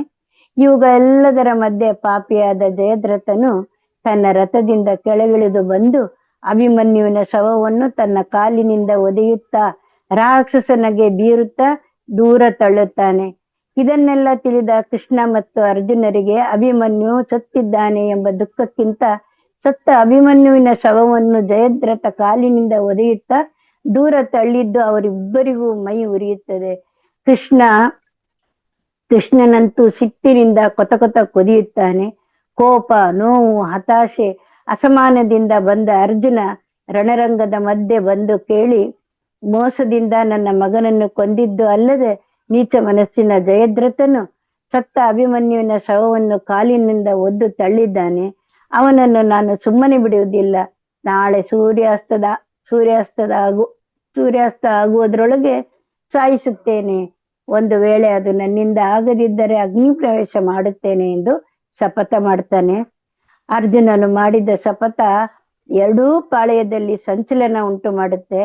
ಕೌರವರಿಗೆ ಜಯದ್ರಥನನ್ನು ಹೇಗಾದರೂ ಮಾಡಿ ಕಾಪಾಡಿಕೊಂಡ್ರೆ ಅರ್ಜುನ ಅಗ್ನಿ ಪ್ರವೇಶ ಮಾಡುತ್ತಾನೆ, ಅಲ್ಲಿಗೆ ಪಾಂಡವರು ಇತಿಶ್ರೀ ಆದಂತೆ ಎಂದು ಖುಷಿ ಪಡುತ್ತಿದ್ರೆ, ಜಯದ್ರಥನನ್ನು ಸಂಹರಿಸಲಾಗದೆ ಅರ್ಜುನ ಅಗ್ನಿ ಪ್ರವೇಶ ಮಾಡಿದ್ರೆ ನಮ್ಮ ಕಥೆ ಮುಗಿದಂತೆ ಎಂದು ಪಾಂಡವರು ಚಿಂತಾಕ್ರಾಂತರಾಗಿ ಅರ್ಜುನ ಜಯದ್ರಥನನ್ನು ಕೊಲ್ಲಲೇಬೇಕೆಂದು ಇದರ ಕುರಿತು ಯೋಜನೆಗಳನ್ನು ರೂಪಿಸುತ್ತಾರೆ. ಎಲ್ಲವನ್ನು ಬಲ್ಲ ಕೃಷ್ಣ ಮಾತ್ರ ಯಾವ ಮಾತನ್ನು ಆಡದೆ, ಒಂದು ವೇಳೆ ಹೀಗಾದ್ರೆ ಏನ್ ಮಾಡ್ಬೇಕು ಮೊದಲೇ ಸಿದ್ಧತೆ ಮಾಡಿಕೊಂಡು ಎಲ್ಲರ ಮಾತುಗಳನ್ನು ಕೇಳುತ್ತಾ ತನ್ನ ಸೋದರಳಿಯ ಅಭಿಮನ್ಯುವಿನ ಶವವನ್ನು ಕಾಲಿನಿಂದ ಒದ್ದು ತಳ್ಳಿದ ಜಯದ್ರಥನ ಮೇಲೆ ಸೇಡು ತೀರಿಸಿಕೊಳ್ಳಲು ಕಾಯುತ್ತಾನೆ. ಮರುದಿನ ಆರಂಭವಾಗುತ್ತಿದ್ದಂತೆ ರಥದಲ್ಲಿ ಕುಳಿತ ಕೃಷ್ಣ ಮತ್ತು ಅರ್ಜುನರು ಜಯದ್ರಥನನ್ನು ಹುಡುಕಲು ಆರಂಭಿಸುತ್ತಾರೆ. ಈ ಕಡೆ ಕೌರವರು ಜಯದ್ರಥನ ಸುರಕ್ಷತೆ ಜವಾಬ್ದಾರಿಯನ್ನು ಸೇನಾಧಿಪತಿ ದ್ರೋಣಾಚಾರ್ಯರಿಗೆ ಕೊಡ್ತಾರೆ. ಮಹಾಗುರುಗಳಾದ ದ್ರೋಣಾಚಾರ್ಯರು ಜಯದ್ರಥನನ್ನು ಕಾಪಾಡಲು ಯಾರಿಂದಲೂ ಭೇದಿಸಲಾಗದಂತ ಯೋಜನೆಯನ್ನೇ ರೂಪಿಸ್ತಾರೆ. 3 ಚಕ್ರವ್ಯೂಹ ರಚಿಸಿ ಅತಿರಥ ಮಹಾರಥರಾದ ಕೃಪಾಚಾರ್ಯ, ಅಶ್ವತ್ಥಾಮ, ಕರ್ಣ ಇವರುಗಳನ್ನು 3 ಚಕ್ರವ್ಯೂಹಗಳಿಗೆ ತಡೆಗೋಡೆಯಾಗಿ ನಿಲ್ಲಿಸ್ತಾನೆ. ಪಾಂಡವರು ಚಕ್ರವ್ಯೂಹ ಭೇದಿಸುವ ಹರಸಾಹಸ ಮಾಡಿದ್ರು. ಈ ಭೀಕರ ಕದನದಲ್ಲಿ ಕೌರವರ 5 ದೊಡ್ಡ ಸೈನ್ಯದ ತುಕಡಿಗಳು ನಾಶವಾದರೂ ಗುರು ದ್ರೋಣಾಚಾರ್ಯರು ರಚಿಸಿದ ಒಂದೇ ಒಂದು ಚಕ್ರವ್ಯೂಹ ಭೇದಿಸಲು ಪಾಂಡವರಿಂದ ಸಾಧ್ಯ ಆಗಲಿಲ್ಲ. ಅರ್ಜುನ ಮತ್ತು ಜಯದ್ರಥನ ಮಧ್ಯೆ ಇದ್ದ ಚಕ್ರವ್ಯೂಹ ಭೇದಿಸುವುದಿರಲಿ, ಹತ್ತಿರ ಹೋಗ್ಲೂ ಆಗ್ಲಿಲ್ಲ. ಈಗ ಇನ್ನೇನು ಸೂರ್ಯಾಸ್ತದ ಸಮಯ ಬಂದಿತ್ತು. ಅರ್ಜುನ ಅಗ್ನಿ ಪ್ರವೇಶ ಮಾಡುವುದನ್ನೇ ಕೌರವರು ಕಾಯ್ತಿರ್ತಾರೆ. ಪಾಂಡವರು ಹತಾಶರಾಗಿ ಕೈ ಚೆಲ್ತಾರೆ. ರಥದಲ್ಲಿ ಕುಳಿತಿದ್ದ ಕೃಷ್ಣ ನೋಡುತ್ತಿದ್ದ ಅಧರ್ಮದ ಮುಂದೆ ಧರ್ಮ ಸೋಲುವುದನ್ನು ಕೃಷ್ಣನಿಂದ ಸಹಿಸಲಾಗಲಿಲ್ಲ. ತಕ್ಷಣ ಸೂರ್ಯನನ್ನು ಮುಚ್ಚುವಂತೆ ಮೋಡಗಳಿಗೆ ಹೇಳಿದ. ಕತ್ತಲು ಆವರಿಸಿದ್ದನ್ನು ಕಂಡು ಸೂರ್ಯಾಸ್ತವಾಯಿತು ಎಂದು ಭ್ರಮಿಸಿ ಕೌರವರು ಕುಣಿದ್ರು. ಅರ್ಜುನ ಸೂರ್ಯ ಮರೆಯಾದುದನ್ನು ನೋಡಿ ಭಾರವಾದ ಹೃದಯದಿಂದ ತಲೆ ಕೆಳಗೆ ಹಾಕಿ ಗಾಂಡೀವನನ್ನು ಕೈ ಬಿಟ್ಟು ರಥದಿಂದ ಕೆಳಗಿಳುತ್ತಾನೆ. ತನ್ನ ಬಾಣಗಳಿಂದಲೇ ಚಿತೆ ಮಾಡುತ್ತಾನೆ. ಅರ್ಜುನನು ಪ್ರಾಣತ್ಯಾಗ ಮಾಡುವುದನ್ನು ನೋಡಲು ಕೌರವರೆಲ್ಲ ಸಂತೋಷದಿಂದ ಓಡೋಡಿ ಬಂದು ಅಗ್ನಿ ಮುಂದೆ ನಿಲ್ತಾರೆ. ಕೌರವರು ಸಂತೋಷದಿಂದ ಹುಚ್ಚರಾಗಿರ್ತಾರೆ. ಪಾಂಡವರ ಮೈಯಲ್ಲಿದ್ದ ಶಕ್ತಿ ಎಲ್ಲ ಉಡುಗಿ ಹೋಗಿರುತ್ತೆ. ವಿನಾಶಕಾಲೆ ವಿಪರೀತ ಬುದ್ಧಿ ಅನ್ನುವಂತೆ ಇಂಥ ಅಮೋಘವಾದ ದೃಶ್ಯ ಮುಂದೆ ಸಿಗುವುದಿಲ್ಲ ಎಂದುಕೊಂಡು ಅರ್ಜುನನನ್ನು ನೋಡಿ ಗೇಲಿ ಮಾಡಿ ನಗಲು ಚಕ್ರವ್ಯೂಹದೊಳಗೆ ಭದ್ರವಾಗಿ ಇದ್ದ ಜಯದ್ರಥನು ಈಚೆ ಬಂದು ಚಿತೆಯ ಮುಂದೆ ನಿಲ್ತಾನೆ. ಈ ಸಮಯಕ್ಕಾಗಿಯೇ ಕಾಯುತ್ತಿದ್ದ ಕೃಷ್ಣನು ಮೋಡಗಳನ್ನು ಸರಿಸಿ ಸೂರ್ಯನನ್ನು ಮುಂದೆ ತರ್ತಾನೆ. ಇದ್ದಕ್ಕಿದ್ದಂತೆ ಸೂರ್ಯನ ಕಿರಣಗಳು ಕಂಡ ಕೌರವ ಪಾಂಡವರು ದಂಗಾಗಿ ಹೋಗ್ತಾರೆ. ಕೃಷ್ಣ ಕೂಗಿ ಹೇಳ್ದ, ಏ ಪಾರ್ಥ, ನೋಡು ನಿನ್ನ ಮಗನ ಶವವನ್ನು ಶತ್ರು ನಿನ್ನ ಮುಂದೆ ಬಿದ್ದಿದ್ದಾನೆ. ಮುಂದಿರುವ ಅಗ್ನಿದೇವನಿಗೆ ನಮಿಸು, ಗಾಂಡೀವನನ್ನು ಮೇಲೆತ್ತು, ಹೂಡು ನಿನ್ನ ಬಾಣ ಎಂದು ಆದೇಶ ನೀಡ್ತಾನೆ. ಕ್ಷಣವೂ ತಡ ಮಾಡದೆ ಅರ್ಜುನ ಗಾಂಡೀವ ಎತ್ತಿದ. ಬಾಣ ಹೂಡಿ ಓಡುತ್ತಿದ್ದ ಜಯದ್ರಥನ ಶಿರಚ್ಛೇದ ಮಾಡಿದ. ಕ್ಷಣ ಮಾತ್ರದಲ್ಲಿ ಗುಡುಗು ಮಿಂಚು ಅಬ್ಬರಿಸಿದಂತೆ ಎಲ್ಲವೂ ನಡೆದು ಹೋಯಿತು. ಜಯದ್ರಥನನ್ನು ಹೊಡೆದು ಜಯ ಸಾಧಿಸಿದ್ದು ಅರ್ಜುನನೇ. ಆದರೂ ಸೇಡಿಗೆ ಸೇಡು ಎಂದು ಕೃಷ್ಣನು ಜಾಣಾಕ್ಷದಿಂದ ತನ್ನ ಸೋದರಳಿಯ ಅಭಿಮನ್ಯುವನ್ನು ಕೊಂದು ಆ ಶವವನ್ನು ಕಾಲಿನಿಂದ ತಳ್ಳಿದ ಜಯದ್ರಥನ ಶಿರಸ್ಸನ್ನು ಅರ್ಜುನನ ಮೂಲಕ ತಲೆಯಿಂದ ಬೇರೆ ಮಾಡಿಸಿ ಸೇಡು ತೀರಿಸಿಕೊಂಡನು. ಒಬ್ಬ ಅದ್ಭುತದ ಆಯ್ತಾಯ್ತು, ಒಂದೇ ಸೆಕೆಂಡ್. ಒಬ್ಬ ಈತನನ್ನು ಅದ್ಭುತದಂತೆ ಕಾಣುತ್ತಾನೆ, ಮತ್ತೊಬ್ಬ ಅದ್ಭುತದಂತೆ ಹೇಳುತ್ತಾನೆ, ಮಗದೊಬ್ಬ ಅದ್ಭುತದಂತೆ ಕೇಳುತ್ತಾನೆ. ಹೀಗೆ ಕೇಳಿದ ಮೇಲೂ ಯಾರು ಈತನನ್ನು ಸರಿಯಾಗಿ ಅರ್ಥ ಮಾಡಿಕೊಳ್ಳಲಾರರು. ವಂದನೆಗಳೊಂದಿಗೆ ಇಷ್ಟನ್ನು ಹೇಳಿ ಮುಗಿಸುತ್ತೇನೆ. ಧನ್ಯವಾದಗಳು. Thank you very much. So masters, ಎಲ್ರಿಗೂ ಸಹ ಒಳ್ಳೆಯ ಅರುಣಾಚಲ ಬಗ್ಗೆ ಮಾಹಿತಿ ನೀಡಿದಂತ ಶೈಲಜಾ ಮೇಡಮ್ ಇರಬಹುದು, ಇಷ್ಟವರೆಗೆ ಅದ್ಭುತವಾದ ಹಾಡನ್ನು ಹಾಡಿದಂತಹ ಮಾಸ್ಟರ್ಸ್ ಇರಬಹುದು, ಮಹಾಭಾರತದ ಬಗ್ಗೆ ಮಾಹಿತಿ ನೀಡಿದಂತ ವೇದಾವತಿ ಮೇಡಮ್ ಇರಬಹುದು, ಎಲ್ಲರಿಗೂ ಸಹ ಧನ್ಯವಾದಗಳು. ಯಾಕಂತಂದ್ರೆ ಲಕ್ಷ್ಮೀಕಾಂತಮ್ಮ ಮೇಡಮ್ ನಮ್ಮನ್ನ ಇವಾಗ ಅರುಣಾಚಲಕ್ಕೆ ಕರ್ಕೊಂಡು ಹೋದ್ಮೇಲೆ ಎಷ್ಟು ಜನ ಅಲ್ಲಿ ಧ್ಯಾನ ಮಾಡ್ಕೊಂಡೇ ಕೂತ್ಬಿಟ್ಟಿರ್ತಾರೆ. ಬಹುಶಃ ಎಚ್ಚರಿಕೆ ಆಗ್ತದೋ ಇಲ್ವೋ, ಅದಕ್ಕೋಸ್ಕರ ಈಗಲೇ ಧನ್ಯವಾದವನ್ನ ಹೇಳ್ತಾ ಇದ್ದೇನೆ.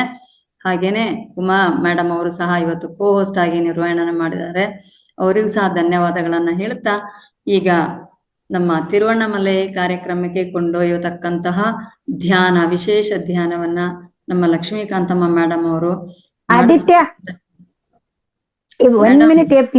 ಮ್ಯೂಟ್ ಮಾಡ್ಕೊಳ್ಳಿ ವೇದಾವತಿ ಮ್ಯಾಮ್.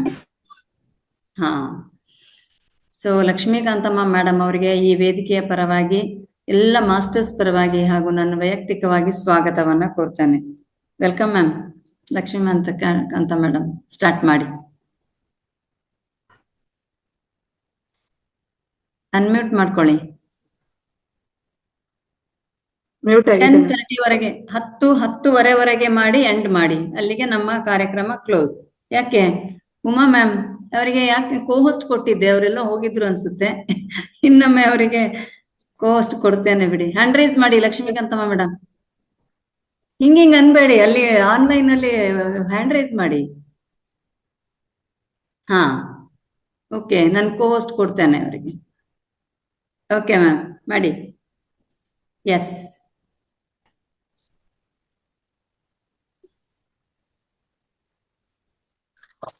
ಎಲ್ಲ ಧ್ಯಾನ ಬಂಧುಗಳ ನಮಸ್ಕಾರ. ನಿದ್ದೆ ಬರುವಂತ ಸಮಯ ಎಲ್ಲಾರ್ಗು. ಅರುಣಾಚಲಂಗೆ ಹೊರಟಿದಿವೆ. ಶೈಲಜಾ ಮೇಡಮ್ ಕರ್ಕೊಂಡು ಹೋಗಿದ್ರು ಇಷ್ಟೊತ್ತು, ಮಧ್ಯದಲ್ಲಿ ಬ್ರೇಕ್ ಕೊಟ್ಟವ್ರೆ. ಈಗ ನಾ ಕಂಟಿನ್ಯೂ ಮಾಡ್ತಾ ಹೋಗ್ತೀನಿ.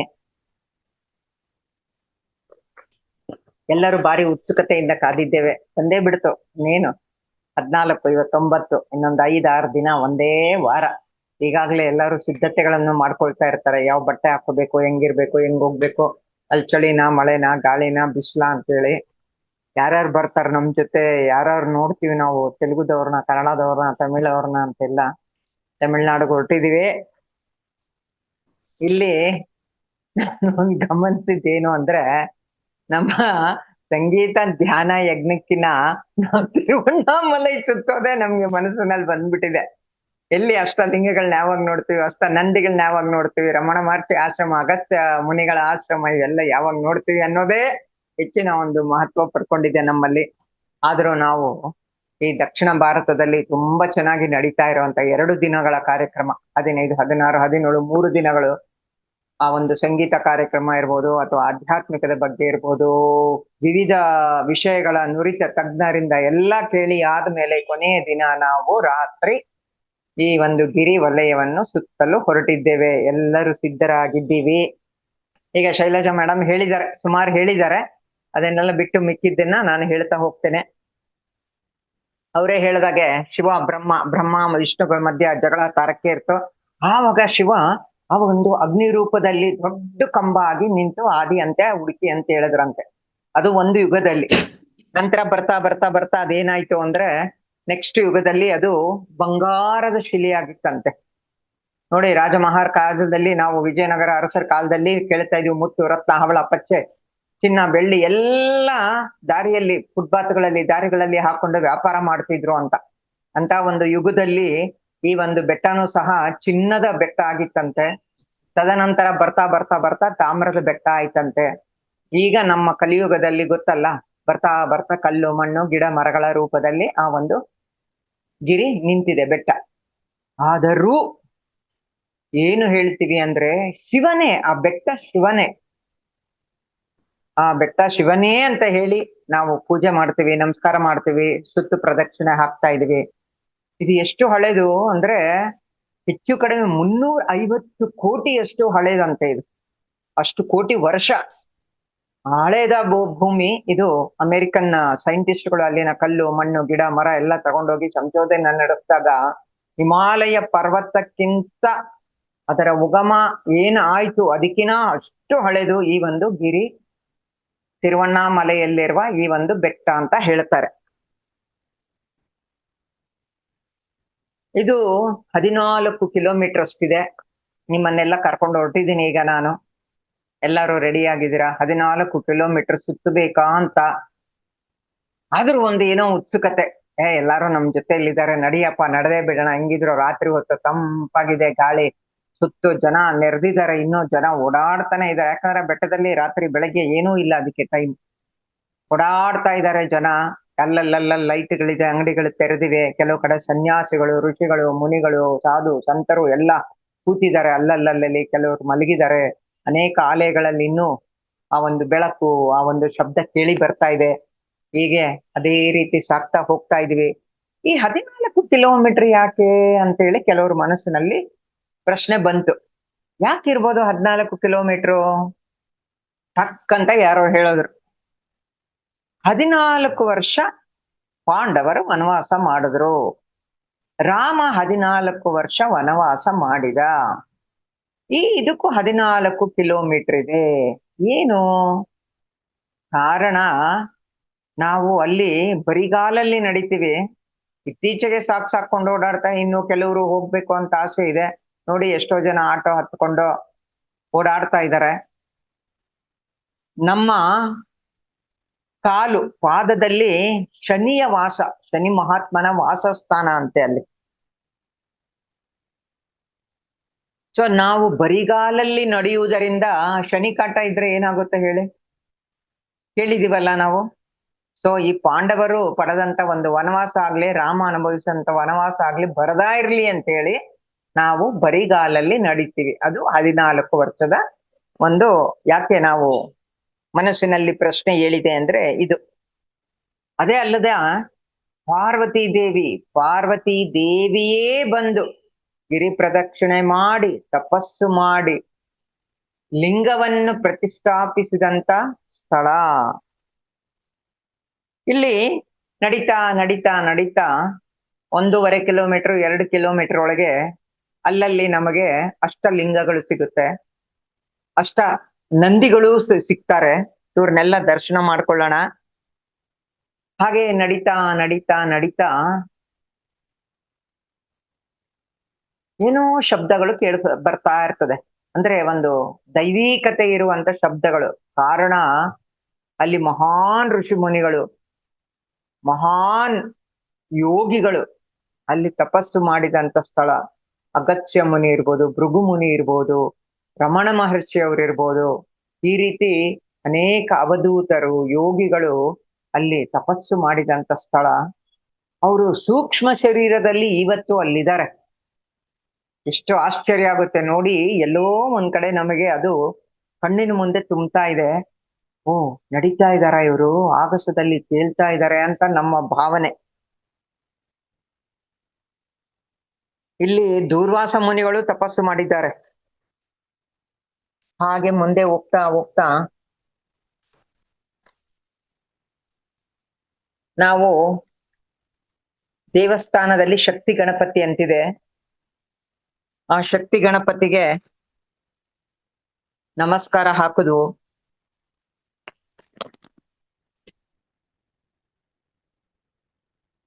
ನಮಸ್ಕಾರ ಹಾಕಿ ಅಲ್ಲಿ ಬ್ರಹ್ಮತೀರ್ಥ ಅಂತ ಕೊಳನೂ ಇದೆ. ಆ ಬ್ರಹ್ಮತೀರ್ಥದ ತೀರ್ಥವನ್ನು ನಾವು ನಮ್ಮ ತಲೆ ಮೇಲೆ, ಶರೀರದ ಮೇಲೆ ಪ್ರೋಕ್ಷಣೆ ಮಾಡಿಕೊಂಡು ಇಲ್ಲಿಂದ ನಮ್ಮ ಗಿರಿ ಪ್ರದಕ್ಷಿಣೆ ಪ್ರಾರಂಭ ಆಗುತ್ತೆ. ಭಕ್ತಿಭಾವದಿಂದ ಶಕ್ತಿ ಗಣಪತಿಗೆ ನಮಸ್ಕರಿಸಿದ್ವು. ತೀರ್ಥ ಪ್ರೋಕ್ಷಣೆ ಮಾಡಿಕೊಂಡು ಅಲ್ಲಿ ಒಂದು ಬ್ರಹ್ಮಲಿಂಗದ ದರ್ಶನ. ಎಲ್ಲಾರು ಕೈ ಮುಗಿರಿ. ಬ್ರಹ್ಮಲಿಂಗದ ದರ್ಶನ ಆಗಿದೆ. ಈಗ ಮನಸ್ಸಿನಲ್ಲಿ ಏನೋ ಸಂಕಲ್ಪಗಳು, ಬೇಡಿಕೆಗಳು, ಪ್ರಾರ್ಥನೆಗಳು ಎಲ್ಲ ಪ್ರಾರಂಭ ಆಗಿದೆ. ದೇವರಲ್ಲಿ ಮೊರೆ ಇಡ್ತಾ ಇದೀವಿ. ನನಗೆ ಹಿಂಗಾಗ್ಬೇಕು, ಇದು ಬೇಕು, ಅದು ಬೇಕು. ನಮ್ಮ ಕಷ್ಟ ಕಾರ್ಪಣ್ಯಗಳು, ನಮ್ಮ ರೋಗ ರುಜಿನಗಳು ಕಳಿಬೇಕು. ನಮ್ಮ ಮನಸ್ಸಿನಲ್ಲಿ ಏನೇನಿದೆ ಅದೆಲ್ಲವನ್ನು ಭಗವಂತನ ಮುಂದೆ ಪ್ರಾರ್ಥಿಸಿ ಈಗ ನಮ್ಮ ಗಿರಿ ಪ್ರದರ್ಶನವನ್ನು ಪ್ರಾರಂಭ ಮಾಡಿದ್ವು. ಈ ಬ್ರಹ್ಮಲಿಂಗದಿಂದ ನಾವು ಯಾರಿಗೂ ಮಾತು ಕೊಟ್ಟು ಬಿಟ್ಟಿರ್ತೀವಿ. ಜೀವನದಲ್ಲಿ ಎಷ್ಟೋ ಸತ್ಯಗಳು ಹೇಳಿರ್ತೀವಿ. ನಾನು ಹಿಂಗ್ ಮಾಡ್ತೀನಿ, ಹಂಗ್ ಮಾಡ್ತೀನಿ, ಹಿಂಗ್ ನಡ್ಕೊಳ್ತೀನಿ ಅಂತ. ಆದ್ರೆ ಆಗಿರಲ್ಲ.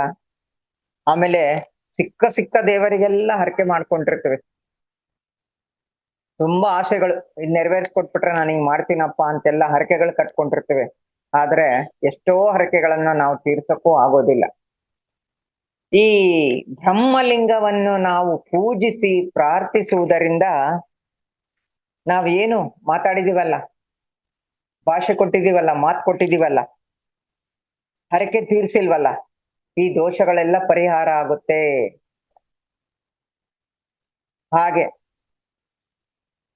ಹಾಗೆ ಮುಂದೆ ಹೋಗ್ತಾ ಇದೀವಿ. ಮುಂದೆ ಹೋಗ್ತಾ ಇಂದ್ರಲಿಂಗನ ದರ್ಶನ ಆಯಿತು.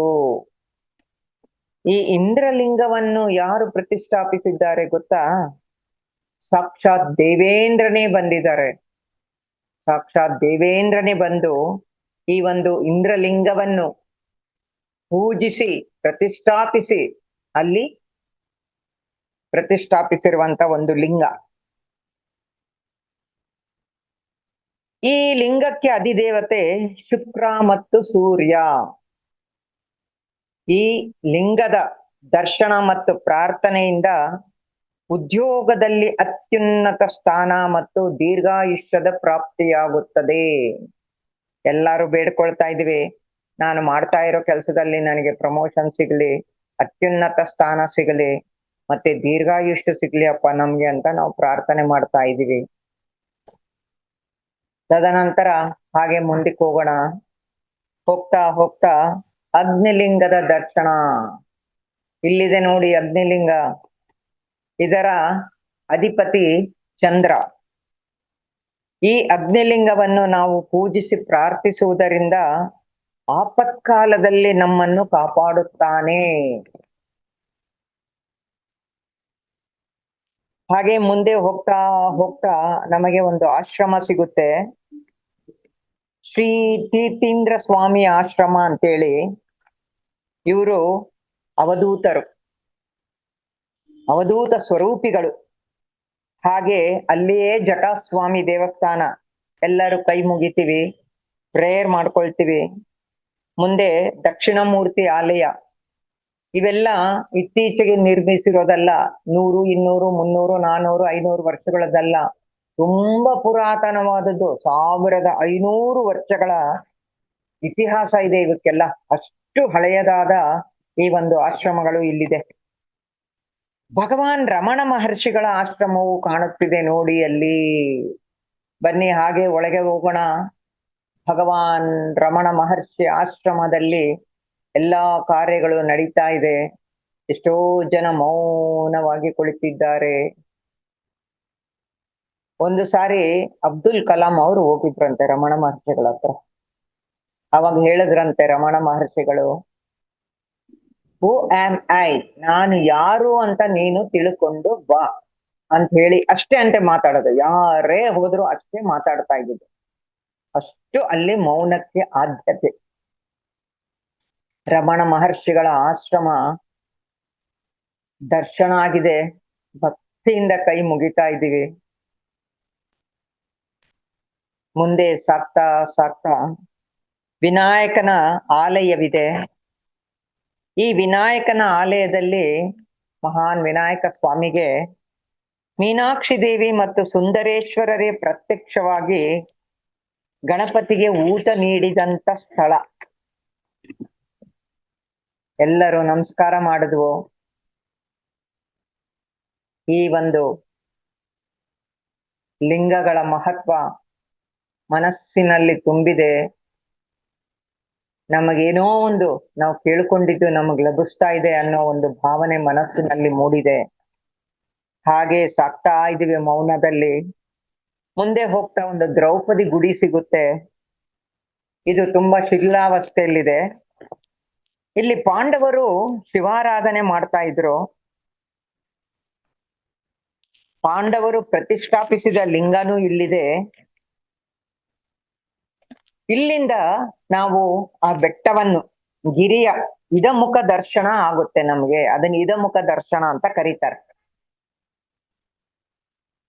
ಈ ರೀತಿ ನಾವು ದರ್ಶನ ಮಾಡೋದ್ರಿಂದ ಎಲ್ಲರೂ ನೋಡ್ತಾ ಇದೀವಿ, ಎಲ್ಲರಿಗೂ ಕುತೂಹಲ.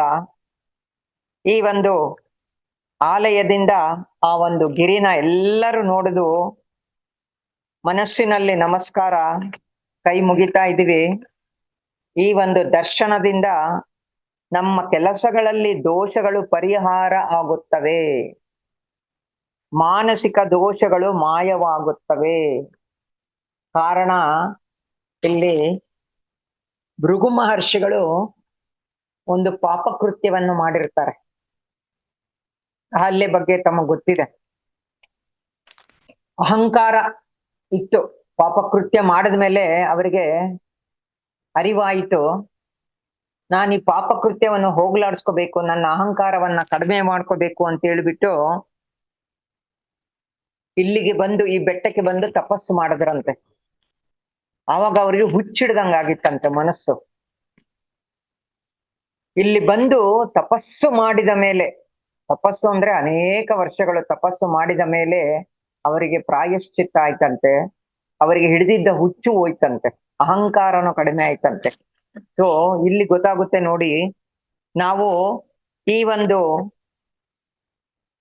ದ್ರೌಪದಿ ಗುಡಿ ಹತ್ರ ನಿಂತು ಆ ಬೆಟ್ಟವನ್ನು ನೋಡಿದಾಗ ನಮ್ಮ ಮಾನಸಿಕ ದೋಷಗಳು ಸಹ ದೂರ ಆಗುತ್ತವೆ.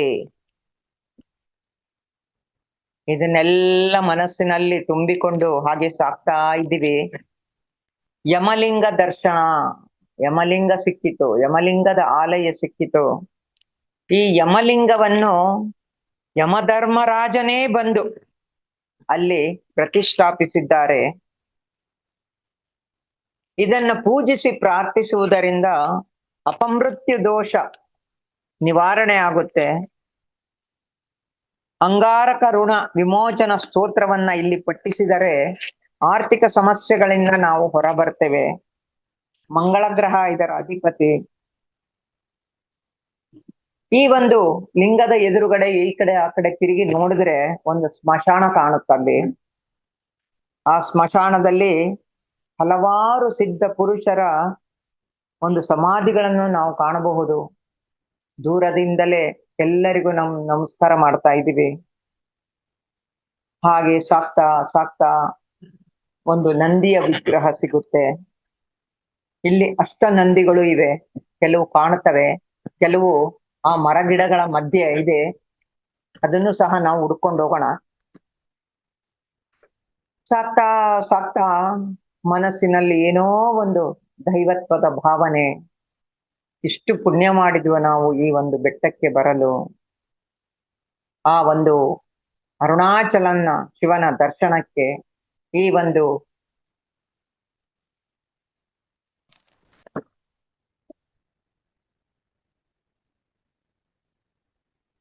ಬೆಟ್ಟಕ್ಕೆ ಬರ್ಬೇಕು ಅಂದ್ರೆ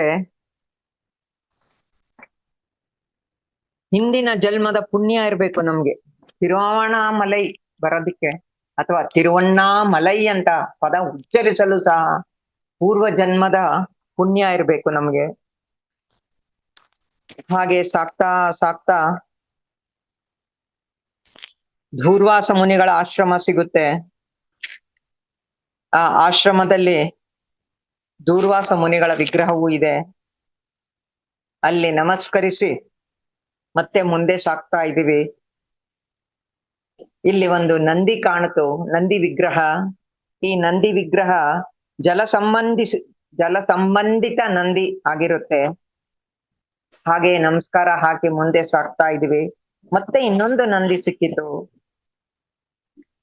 ಈ ನಂದಿಗೆ ನಮಸ್ಕರಿಸಿ ಈ ಮಂಟಪದಿಂದ ಮತ್ತೆ ಗಿರಿಯನ್ನ ಬೆಟ್ಟವನ್ನು ನಾವು ನೋಡ್ತೀವಿ. ಚತುರ್ಮುಖ ದರ್ಶನವಾಗುತ್ತದೆ. ಚತುರ್ಮುಖ ದರ್ಶನ ಅಂದ್ರೆ ಬ್ರಹ್ಮನ ದರ್ಶನ. ಆ ಬೆಟ್ಟ ಒಂದ್ ಕಡೆಯಿಂದ ನಮಗೆ ಬ್ರಹ್ಮನ ರೀತಿ ಕಾಣುತ್ತೆ, ಇನ್ನೊಂದ್ ಕಡೆಯಿಂದ ನೋಡಿದ್ರೆ ಗಣಪತಿ ತರ ಕಾಣುತ್ತೆ. ಅನೇಕ ರೂಪಗಳನ್ನು ಹೊಂದಿದು ಸಾಕ್ಷಾತ್ ಶಿವನೇ ಅಲ್ಲಿದ್ದಾನೆ ಅಂದ ಒಂದು ನಮಗೆ ಅನುಭವ ಆಗುತ್ತೆ.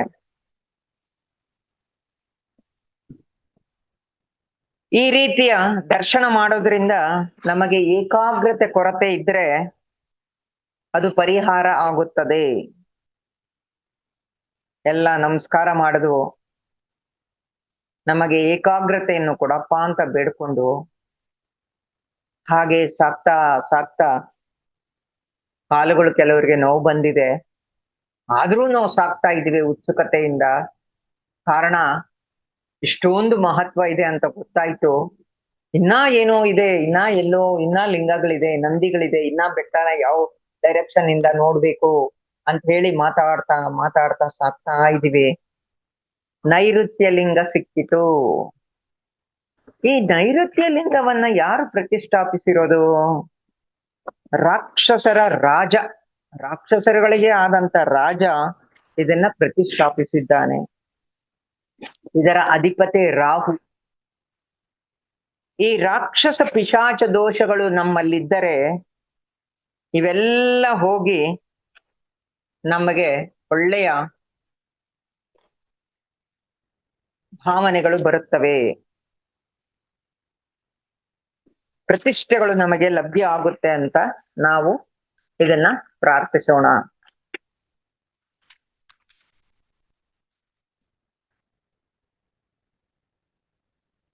ಈಗ ಹಾಗೆ ಮುಂದೆ ಸಾಕ್ತಾ ಇದೀವಿ, ಸುತ್ತಮುತ್ತ ನೋಡ್ತಾ ಇದೀವಿ.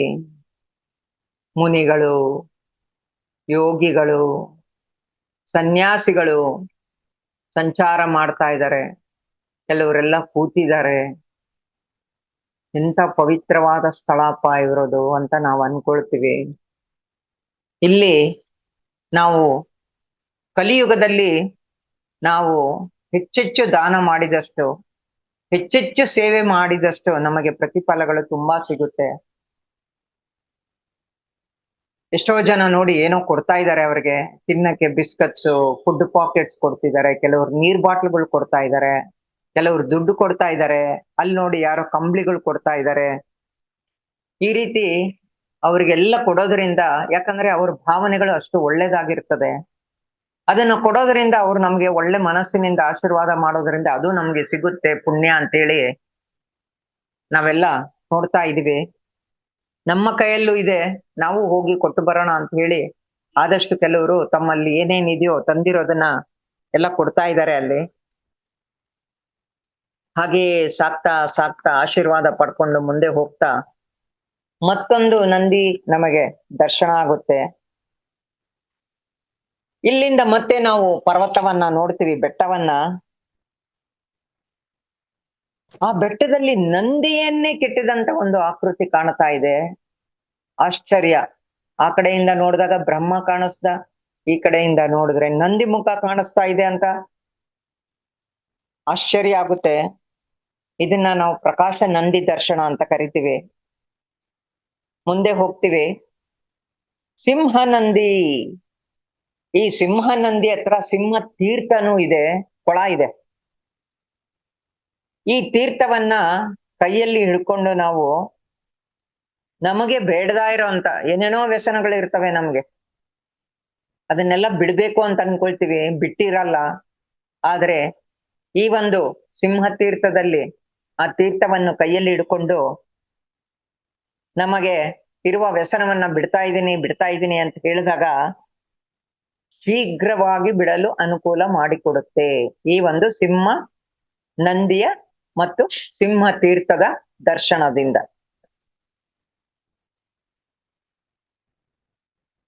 ಮುಂದೆ ಸಾಕ್ತಾ ಇದೀವಿ. ಸದ್ಯ ಈ ವ್ಯಸನ ನಮ್ಮಿಂದ ಹೋದ್ರೆ ಸಾಕಪ್ಪ, ಸದ್ಯ ನನ್ನ ವ್ಯಸನವನ್ನು ಇಲ್ಲಿ ಬಿಟ್ಬಿಟ್ಟಿದ್ದೀನಪ್ಪ ಅಂತ ಅನ್ಕೊಂಡು ಒಂದು ನಿರಾಳ ಮನಸ್ಸಿನಿಂದ ಮುಂದೆ ಸಾಕ್ತಾ ಇದೀವಿ. ಗೌತಮ ಮಹರ್ಷಿಗಳ ಆಶ್ರಮ ಸಿಕ್ಕಿತು. ಗೌತಮ ಮಹರ್ಷಿಗಳ ಆಶ್ರಮದಲ್ಲಿ ಒಳಗಡೆ ಹೋದುವು. ಗೌತಮ ಋಷಿಗಳ ವಿಗ್ರಹಕ್ಕೆ ನಮಸ್ಕಾರ ಹಾಕುದು. ಅವರು ಇಲ್ಲಿ ತಪಸ್ಸು ಮಾಡಿದಂತ ಸ್ಥಳ. ಎಂತ ಯೋಗಿಗಳು, ಮಹಾನ್ ಪುರುಷರ ಸ್ಥಳಗಳನ್ನ ಭೇಟಿ ಮಾಡ್ತಾ ಇದ್ವಿ, ಸಂದರ್ಶನ ಮಾಡ್ತಾ ಇದ್ವಿ. ಆ ಬೆಟ್ಟದ ಧೂಳು ನಮ್ಮ ಕಾಲಿಗೆ ತಗಲ್ತಾ ಇದೆ. ಎಷ್ಟು ಪುನೀತರಾಗಿದ್ದೀವಿ ನಾವು, ಎಷ್ಟು ಅದೃಷ್ಟ ಮಾಡಿದ್ವಿ. ಯಾವುದೋ ಪೂರ್ವ ಜನ್ಮದ ಪುಣ್ಯ ನಮ್ಗಿದೆಲ್ಲ. ಸಾಕ್ಷಾತ್ ಪಾರ್ವತಿ ದೇವಿನೇ ಬಂದು ತಪಸ್ಸು ಮಾಡಿದಂತ ಸ್ಥಳ ಅಲ್ಲಿ. ರಮಣ ಮಹರ್ಷಿಗಳು ಆ ಗಿರಿ ಪ್ರದಕ್ಷಿಣೆ ಮಾಡೋಕೆ ಮುಂಚೆ ಈ ಆಶ್ರಮದಲ್ಲಿ ಹೋಗಿ ಕುಳಿತು ಧ್ಯಾನ ಮಾಡಿ ಸ್ವಲ್ಪ ಹೊತ್ತಿದ್ದು ತದನಂತರ ಗಿರಿ ಪ್ರದರ್ಶನೆಗೆ ಹೋಗುತ್ತಿದ್ದರು.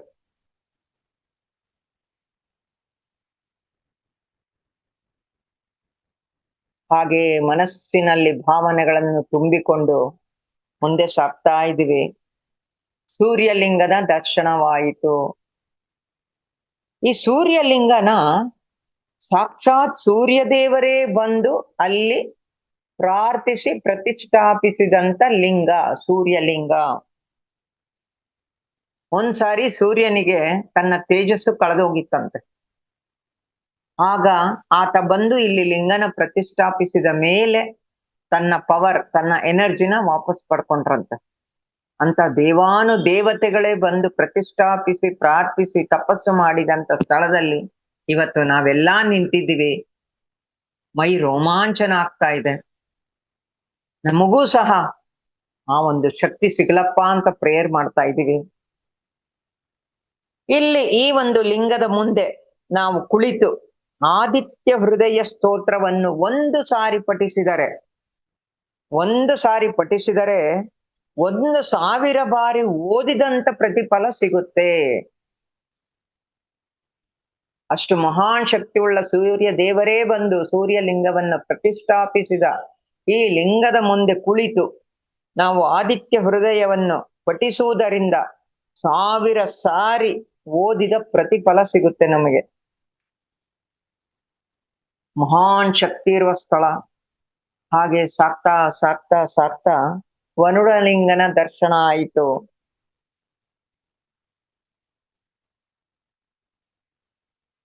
ಇದರ ಅಧಿದೇವತೆ ಶನಿಶ್ಚರ.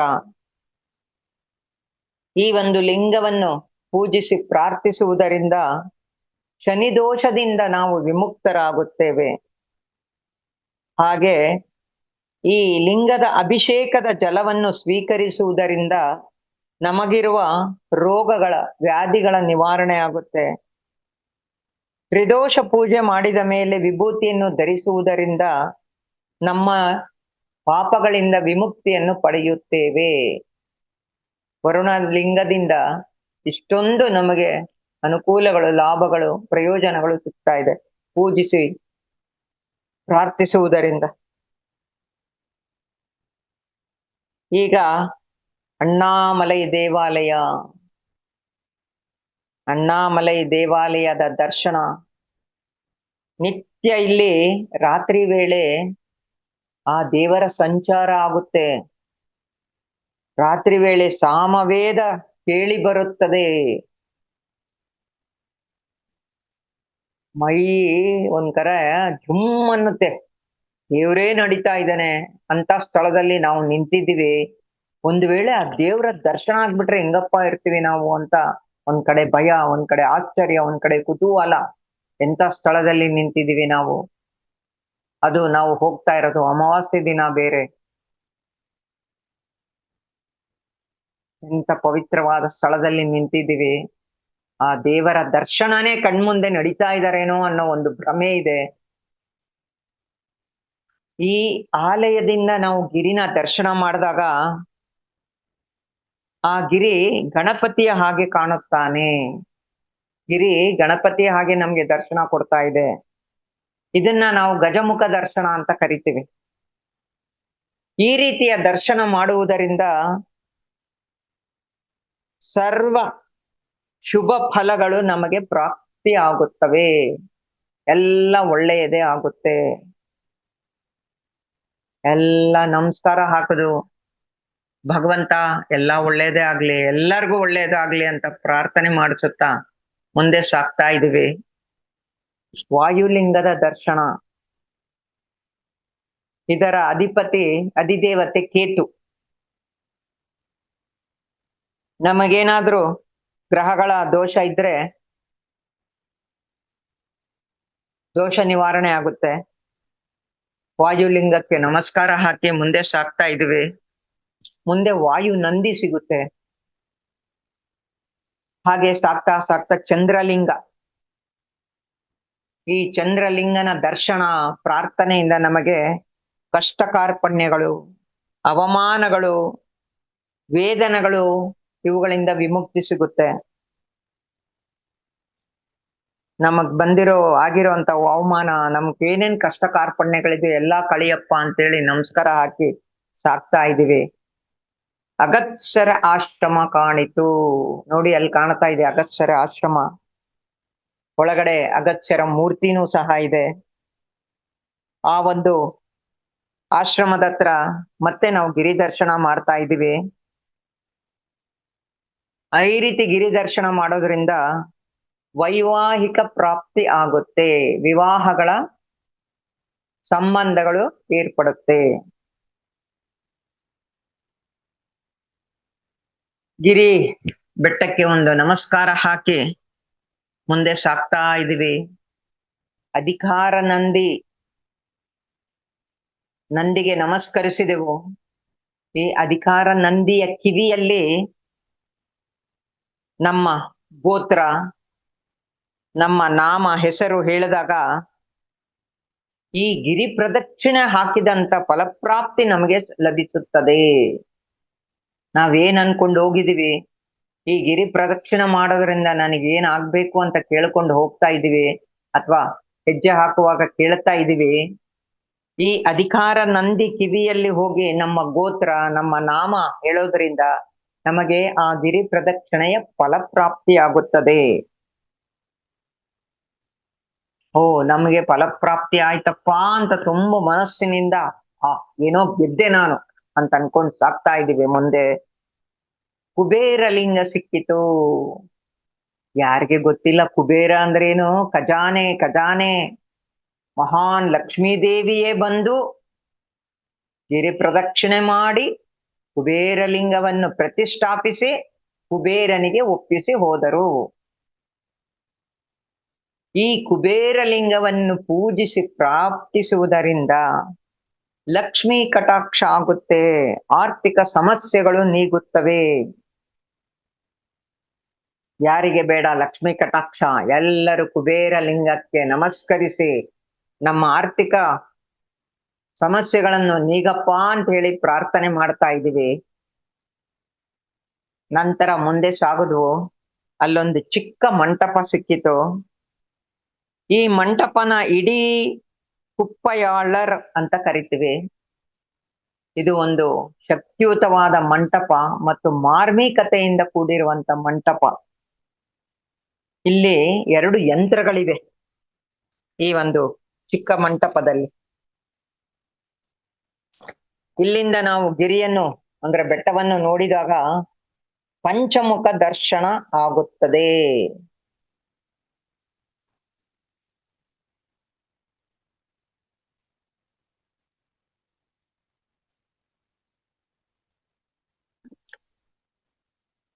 ಅಗ್ನಿಲಿಂಗ ಸ್ವರೂಪ ಪಡೆದ ಸ್ಥಳ. ಈಗ ಸಾಕ್ತಾ ಸಾಕ್ತಾ ಈಶಾನ್ಯ ಲಿಂಗದ ದರ್ಶನ ಆಯಿತು. ಬುಧ ಅಧಿಪತಿ.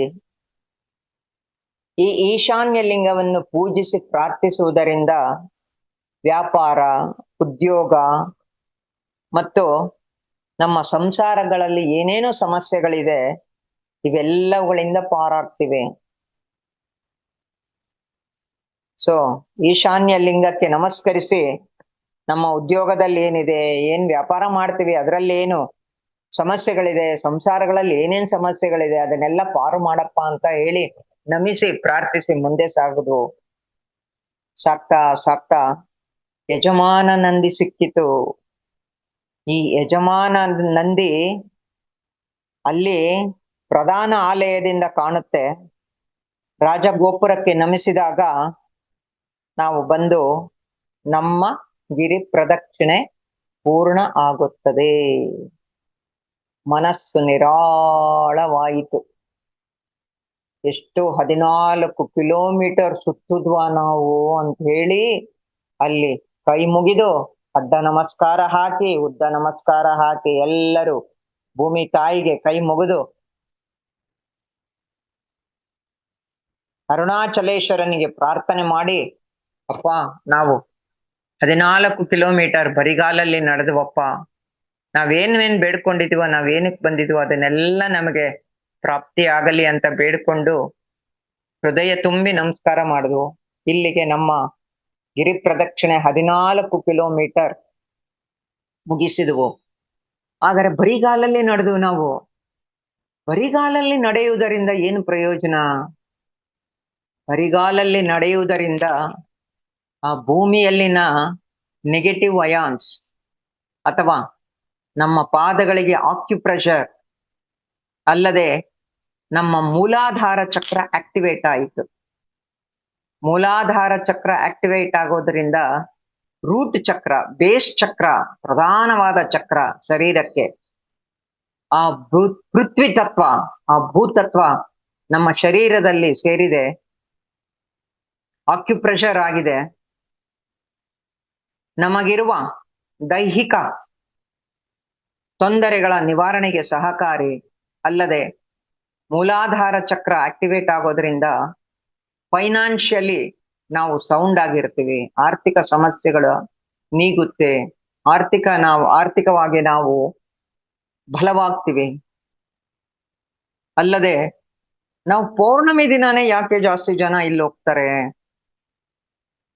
ಪೌರ್ಣಮಿ ದಿನ ಚಂದ್ರ ಭೂಮಿಗೆ ಹತ್ತಿರ ಆಗಿರ್ತಾನೆ. ಆ ಚಂದ್ರನ ಬೆಳಕು ಪರ್ವತದ ಮೇಲೆ ಬೇಗ ಬೀಳುತ್ತೆ, ಭೂಮಿಗಿನ ಪರ್ವತದ ಮೇಲೆ ಬೇಗ ಬೀಳುತ್ತೆ. ಆ ಬೆಟ್ಟ ಅಥವಾ ಪರ್ವತದ ಮೇಲೆ ಬಿದ್ದಂತ ಬೆಳಕು ಸ್ಪ್ಲಿಟ್ ಆಗುತ್ತೆ, ಹಂಚುತ್ತೆ. ಹಂಚಿ ಭೂಮಿ ಮೇಲೆ ನಡೀತಾ ಇರೋ ಎಲ್ಲರಿಗೂ ಅದು ತಲುಪುತ್ತೆ ಆ ಶಕ್ತಿ. ಸೊ ಕೆಳಗಡೆ ಪೃಥ್ವಿ ತತ್ವ, ಮೇಲ್ಗಡೆ ಮನೋಕಾರಕ ಚಂದ್ರನ ಬೆಳಕು ನಮ್ಮ ಶರೀರದಲ್ಲಿ ಸೇರಿದಾಗ ಈ ಕಡೆ ದೇಹ, ಆ ಕಡೆ ಮನಸ್ಸು ಎರಡೂ ಪ್ರಬಲ ಆಗುತ್ತೆ.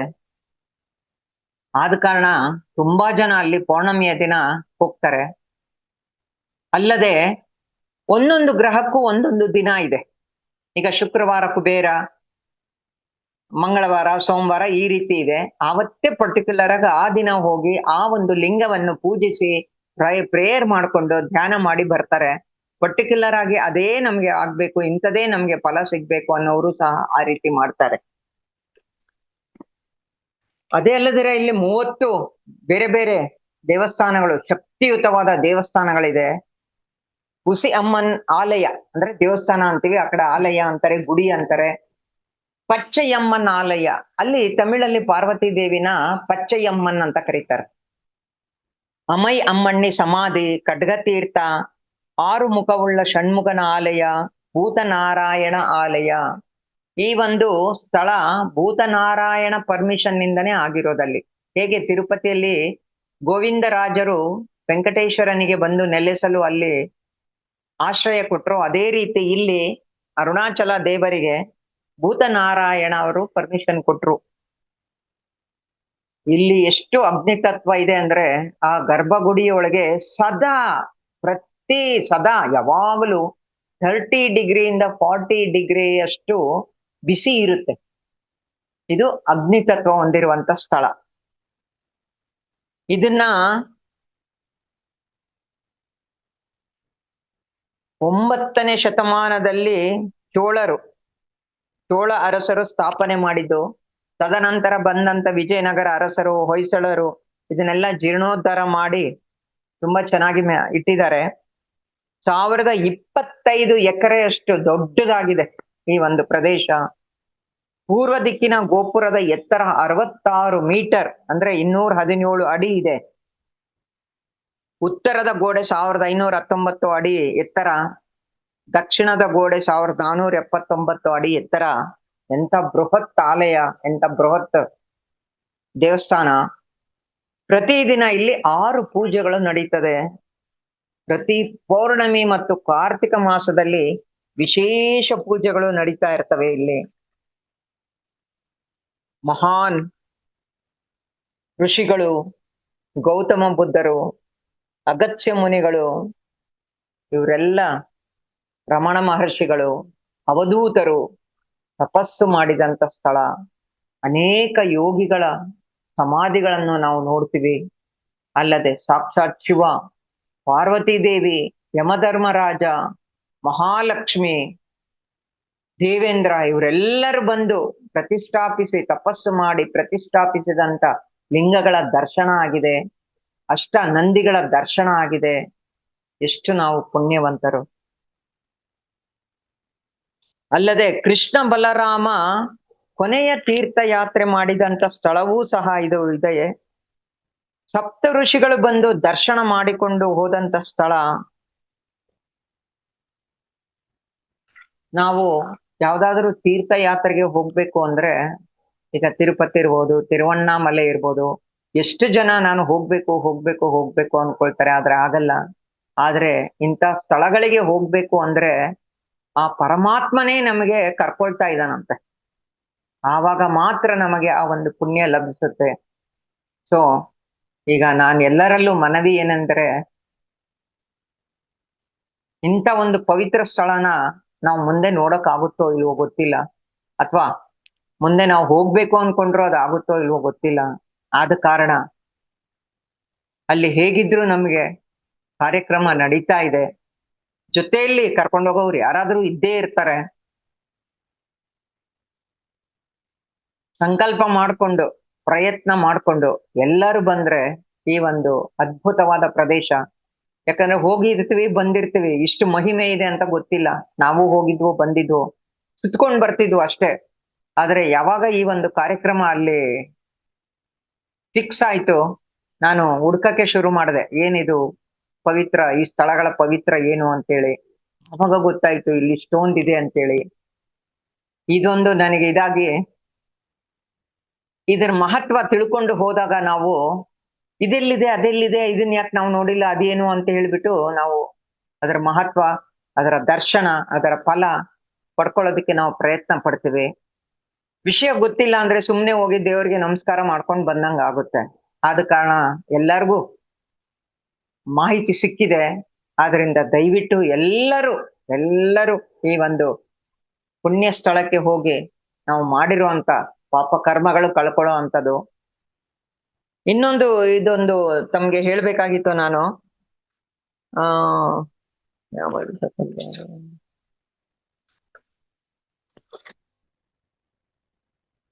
ದ್ವಾಪರ ಯುಗದಲ್ಲಿ ಒಬ್ಬ ಸಾಮಾನ್ಯ ಮನುಷ್ಯ ಶಿವನನ್ನ ಕೇಳದಂತೆ ಒಂದ್ ಪ್ರಶ್ನೆ, ಸ್ವಾಮಿ, ಈ ಹುಟ್ಟು ಸಾವುಗಳಿಂದ ಹೇಗೆ ನಾವು ಪಾರಾಗೋದು ಅಂತ. ಹಾಗೆ ಬರ್ತಾ ದ್ವಾಪರ ಯುಗ ಆಯ್ತು, ಸತ್ಯಯುಗ ಆಯ್ತು, ಇನ್ನೊಂದಾಯ್ತು, ಕಲಿಯುಗದಲ್ಲಿ ಮನುಷ್ಯರಿಗೆ ಅರ್ಥ ಆಯ್ತು, ನಾವು ಅಜ್ಞಾನಕ್ಕೆ ಒಳಗಾಗಿದ್ದೀವಿ, ಮಾಯೆಗೆ ಸಿಲುಕಿದ್ದೀವಿ, ಸಂಸಾರ ಬಂಧಗಳಿಂದ ಬಿಡಿಸ್ಕೊಳಕ್ ಆಗೋದಿಲ್ಲ, ಮತ್ತೆ ಮತ್ತೆ ತಪ್ಪುಗಳನ್ನ ಮಾಡ್ತಾ ಇದ್ದೀವಿ, ಹುಟ್ಟು ಸಾವುಗಳನ್ನ ಪಡಿತಾನೆ ಇದೀವಿ. ಆದ್ರೆ ಎಲ್ಲರಿಗೂ ಏನು ಅನ್ಸುತ್ತೆ, ಯಾಕಪ್ಪ ಈ ಹುಟ್ಟು ಸಾವು ಬೇಡಪ್ಪ ಅಂತೀವಿ. ಕೊನೆಗೆ ಹೇಗೆ ಪಾರಾಗೋದಪ್ಪ ಅಂತ ಶಿವನನ್ನ ಕೇಳಿದಾಗ ಶಿವ ಹೇಳ್ತಾನೆ, ಹುಟ್ಟು ಆಕಸ್ಮಿಕ, ನಿನಗ್ ಗೊತ್ತಿಲ್ಲ ಎಲ್ಲಿ ಹುಡ್ತೀಯ, ಯಾರ ಹತ್ರ ಹುಡ್ತೀಯ, ಯಾವ ಊರಲ್ಲಿ ಇಡ್ತೀಯ. ಆದ್ರೆ ಸಾವು ನಿನಗೆ ಗೊತ್ತು ಖಚಿತ ಅಂತ. ಒಂದಿನ ಅಲ್ಲ ಒಂದಿನ ಸಾಯ್ತಿವಿ. ಕಾಶಿಯಲ್ಲಿ ಹೋಗಿ ಮರಣ ಹೊಂದು ಅಂತ ಹೇಳ್ತಾರೆ. ಎಲ್ಲ ನಮ್ಮ ಜೀವನದ ಎಲ್ಲ ಮುಗಿದ ಮೇಲೆ ನಾವು ಹೋಗಿ ಏನ್ ಮಾಡ್ತಾ ಇದ್ವು, ಕಾಶಿಗೆ ಹೋಗಿ ದರ್ಶನ ಮಾಡ್ತಾ ಇದ್ವು. ಅವಾಗೆಲ್ಲ ನಡಿಬೇಕಾಗಿತ್ತು. ಹಿಂದಿನ ಕಾಲದಲ್ಲಿ ನಡ್ಕೊಂಡು ಹೋಗೋರು, ಗಾಡಿಗಳು ಮಾಡ್ಕೊಂಡು ಹೋಗೋರು, ಎಷ್ಟೋ ಜನ ದಾರಿ ಮಧ್ಯೆ ಹಸುನೀಗಿರೋದು ನೋಡಿದಿವಿ. ಕೆಲವ್ರು ಅಲ್ಲೇ ಉಳ್ಕೊಂಡಿರೋರ್ನು ನೋಡಿದಿವಿ. ಆದ್ರೆ ಈಗ ಬರೀ ಕಾಶಿ ದರ್ಶನ ಮಾತ್ರ ಆಗ್ತಾ ಇದೆ. ಆವಾಗ ಮನುಷ್ಯ ಹೇಳ್ತಾನೆ, ಸ್ವಾಮಿ, ಈ ಸಂಸಾರದಲ್ಲಿ ಸಿಕ್ಕಾಕೊಂಡಿದ್ದೀವಿ, ರೋಗ ರುಜಿನಗಳು ಇದೆ, ನಾನ್ ಕಾಶಿಗೆ ಹೋಗಕ್ ಸಾಯಕ್ ಆಗಲ್ಲ. ಆದ್ರೆ ಇಲ್ಲೇ ಎಲ್ಲೋ ದೇಹ ತ್ಯಾಗ ಆಗೋಗ್ತದೆ. ಆದ್ರೆ ನನಗೆ ಹುಟ್ಟು ಸಾವು ಬೇಡ ಸ್ವಾಮಿ, ಏನ್ ಮಾಡ್ಬೇಕು ಅಂತ ಕೇಳಿದಾಗ ಶಿವ ಹೇಳ್ತಾನೆ, ಚಿದಂಬರನ ಆಕಾಶಲಿಂಗವನ್ನು ಪ್ರಮುಖ ಬದ್ಧವಾಗಿ ದರ್ಶನ ಮಾಡಿ ನಿನಗೆ ಮತ್ತೆ ಹುಟ್ಟುವ ಅವಕಾಶ ಸಿಗುವುದಿಲ್ಲ ಅಂತ ಹೇಳ್ತಾರೆ. ಕ್ರಮಬದ್ಧವಾಗಿ ದರ್ಶನ ಮಾಡಕ್ಕಾಗಲ್ಲ. ಅದರ ವಿವರ ನನಗೆ ಗೊತ್ತಿಲ್ಲ, ನಾನು ಏನಪ್ಪಾ ಮಾಡ್ಬೇಕು? ಆಗ ಶಿವ ಹೇಳ್ತಾನೆ, ಅರುಣಾಚಲೇ ಶಿವ, ಅರುಣಾಚಲೇ ಶಿವ, ಅರುಣಾಚಲೇ ಶಿವ ಅಂತ ಒಂದು 3 ಬಾರಿ ಹೇಳು, ನಿನಗೆ ನಾನ್ ದಾರಿ ಮಾಡ್ಕೊಡ್ತೀನಿ. ಅಂದ್ರೆ ನಮಗೆ ಆ ಮೋಕ್ಷಕ್ಕೆ ದಾರಿ ತಿರುವಣ್ಣಾಮಲೆಯಲ್ಲೇ ಇದೆ. ಅರುಣಾಚಲೇ ಶಿವ, ಅರುಣಾಚಲೇ ಶಿವ, ಅರುಣಾಚಲೇ ಶಿವ. ಆ ಕಾರ್ತಿಕ ದೀಪೋತ್ಸವ ಆಗುವಾಗ ಜನ ಘೋಷಣೆಗಳು ಎಷ್ಟು ಜೋರಾಗಿ ಕೂಗ್ತಾರೆ ಅಂದ್ರೆ ಪ್ರತಿಧ್ವನಿಸುತ್ತೆ, ಅರುಣಾಚಲೇ ಶಿವ, ಅರುಣಾಚಲೇ ಶಿವ, ಅರುಣಾಚಲೇ ಶಿವ ಅಂತ.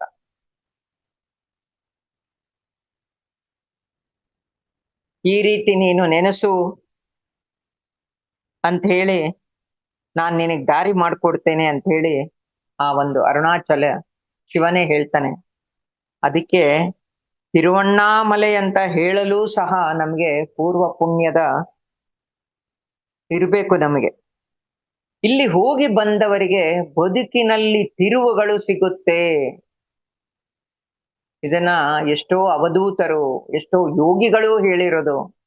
ತಿರುವಣ್ಣಾಮಲೆಗೆ ಹೋಗಿ ಗಿರಿ ಪ್ರದಕ್ಷಿಣೆ ಮಾಡಿ ಅರುಣಾಚಲ ದೇವರ ದರ್ಶನವನ್ನು ಪಡೆದಲ್ಲಿ ಮಾತ್ರ ನಮಗೆ ಬದುಕಿನಲ್ಲಿ ತಿರುವುಗಳು ಸಿಗುತ್ತೆ. ಯಾರ ಬದುಕಿನಲ್ಲಿ ಏನು ತಿರುವುಗಳಿದೆಯೋ ಆ ದೇವರೇ ಬಲ್ಲ. ಎಲ್ಲರ ಬದುಕಿನಲ್ಲಿ ಒಳ್ಳೆಯ ತಿರುವುಗಳು ಬರಲಿ.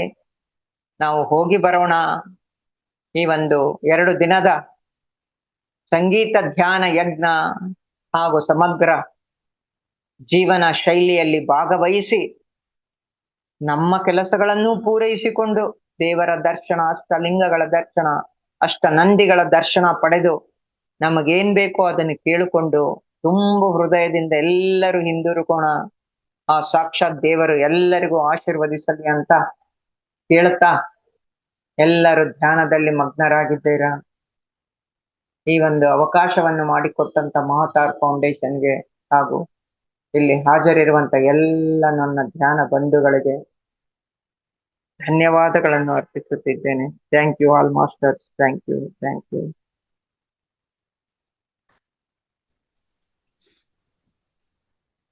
Thank you Lakshmikanta madam, thank you very much. ಅದ್ಭುತವಾದ ಧ್ಯಾನವನ್ನ ಮಾಡಿಸಿದ್ದೀರಾ. ಬಹುಶಃ ಧ್ಯಾನ ಮಾಡಿ ಕೆಲವರೆಲ್ಲ ಈಗಾಗಲೇ ನಿದ್ರೆಗೆ ಜಾರಿದ್ದಾರೆ, ಕೆಲವರು ಎದ್ದಿದ್ದಾರೆ. ಏನೇ ಆಗ್ಲಿ, ಇಷ್ಟು ಹೊತ್ತು ಧ್ಯಾನ ಮಾಡಿದ ಎಲ್ಲ ಧ್ಯಾನ ಬಂಧುಗಳಿಗೆ ಧನ್ಯವಾದಗಳು. ಈ ಧ್ಯಾನಕ್ಕೆ ಸಹಕರಿಸಿದ ಪ್ರಕೃತಿ ಮಾತೆಗೆ ಹಾಗೂ ನಮ್ಮ ಶರೀರಕ್ಕೆ ಚಪ್ಪಾಳೆಯೊಂದಿಗೆ ಧನ್ಯವಾದವನ್ನ ಹೇಳೋಣ. ಲಕ್ಷ್ಮೀಕಾಂತಮ್ಮ ಮೇಡಮ್ ಅವರಿಗೂ ಅನಂತ ಧನ್ಯವಾದಗಳು. 9 ಗಂಟೆಯಿಂದ ಇಲ್ಲಿವರೆಗೆ ಅದ್ಭುತವಾದ ಜ್ಞಾನ, ಅದ್ಭುತವಾದ ಧ್ಯಾನ, ಜೊತೆಗೆ ಅದ್ಭುತವಾದ ಹಾಡು ಹಾಗೂ ಮಹಾಭಾರತ ಕಥೆಯನ್ನ ನಾವು ಕೇಳಿದ್ವಿ. ಎಲ್ಲ ಧ್ಯಾನ ಬಂಧುಗಳಿಗೆ ಅನಂತ ಧನ್ಯವಾದಗಳು.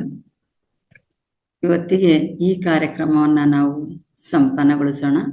ಈ ಒಂದು ಕಾರ್ಯಕ್ರಮ, ಈ ಒಂದು ವೇದಿಕೆ ನಮಗೆ ಜ್ಞಾನ, ಧ್ಯಾನ ಜೊತೆಗೆ ನಮ್ಮ ಒಂದು ಆರೋಗ್ಯವನ್ನ ಉತ್ತಮಪಡಿಸ್ಲಿಕ್ಕೋಸ್ಕರ ಇರತಕ್ಕಂಥ ಒಂದು ವೇದಿಕೆಯಾಗಿದ್ದು, ಈ ವೇದಿಕೆಯನ್ನ ನಿರ್ಮಾಣ ಮಾಡಿ ನಮಗೆ ಅವಕಾಶವನ್ನು ಕಲ್ಪಿಸಿಕೊಟ್ಟಿರತಕ್ಕಂತಹ ಮಹತಾರ್ ಫೌಂಡೇಶನ್ ಫೌಂಡರ್ ಆಗಿರತಕ್ಕಂತಹ ಡಾಕ್ಟರ್ ರಂಗನಾಥ್ ಸರ್ ಅವರ ಸಿಬ್ಬಂದಿ ವರ್ಗದವರಿಗೆಲ್ಲರಿಗೂ ಸಹ ಧನ್ಯವಾದಗಳು. ಕಾರ್ಯಕ್ರಮ ಯಶಸ್ವಿ ಆಗ್ಲಿಕ್ಕೆ ತಾವೆಲ್ಲರೂ ಸಹ ಕಾರಣಕರ್ತರು. ತಮ್ಗೆಲ್ಲರಿಗೂ ಧನ್ಯವಾದವನ್ನ ಹೇಳುತ್ತಾ ಇವತ್ತಿನ ಈ ಕಾರ್ಯಕ್ರಮವನ್ನ ಸಂಪನ್ನಗೊಳಿಸೋಣ. ನಾಳೆ ಭಾನುವಾರ, ನಾಳೆ ಕಾರ್ಯಕ್ರಮಕ್ಕೆ ರಜೆ. ನಾವೆಲ್ಲರೂ ಮತ್ತೆ ಸೋಮವಾರ ದಿನ ಸೇರೋಣ. ಧನ್ಯವಾದಗಳು.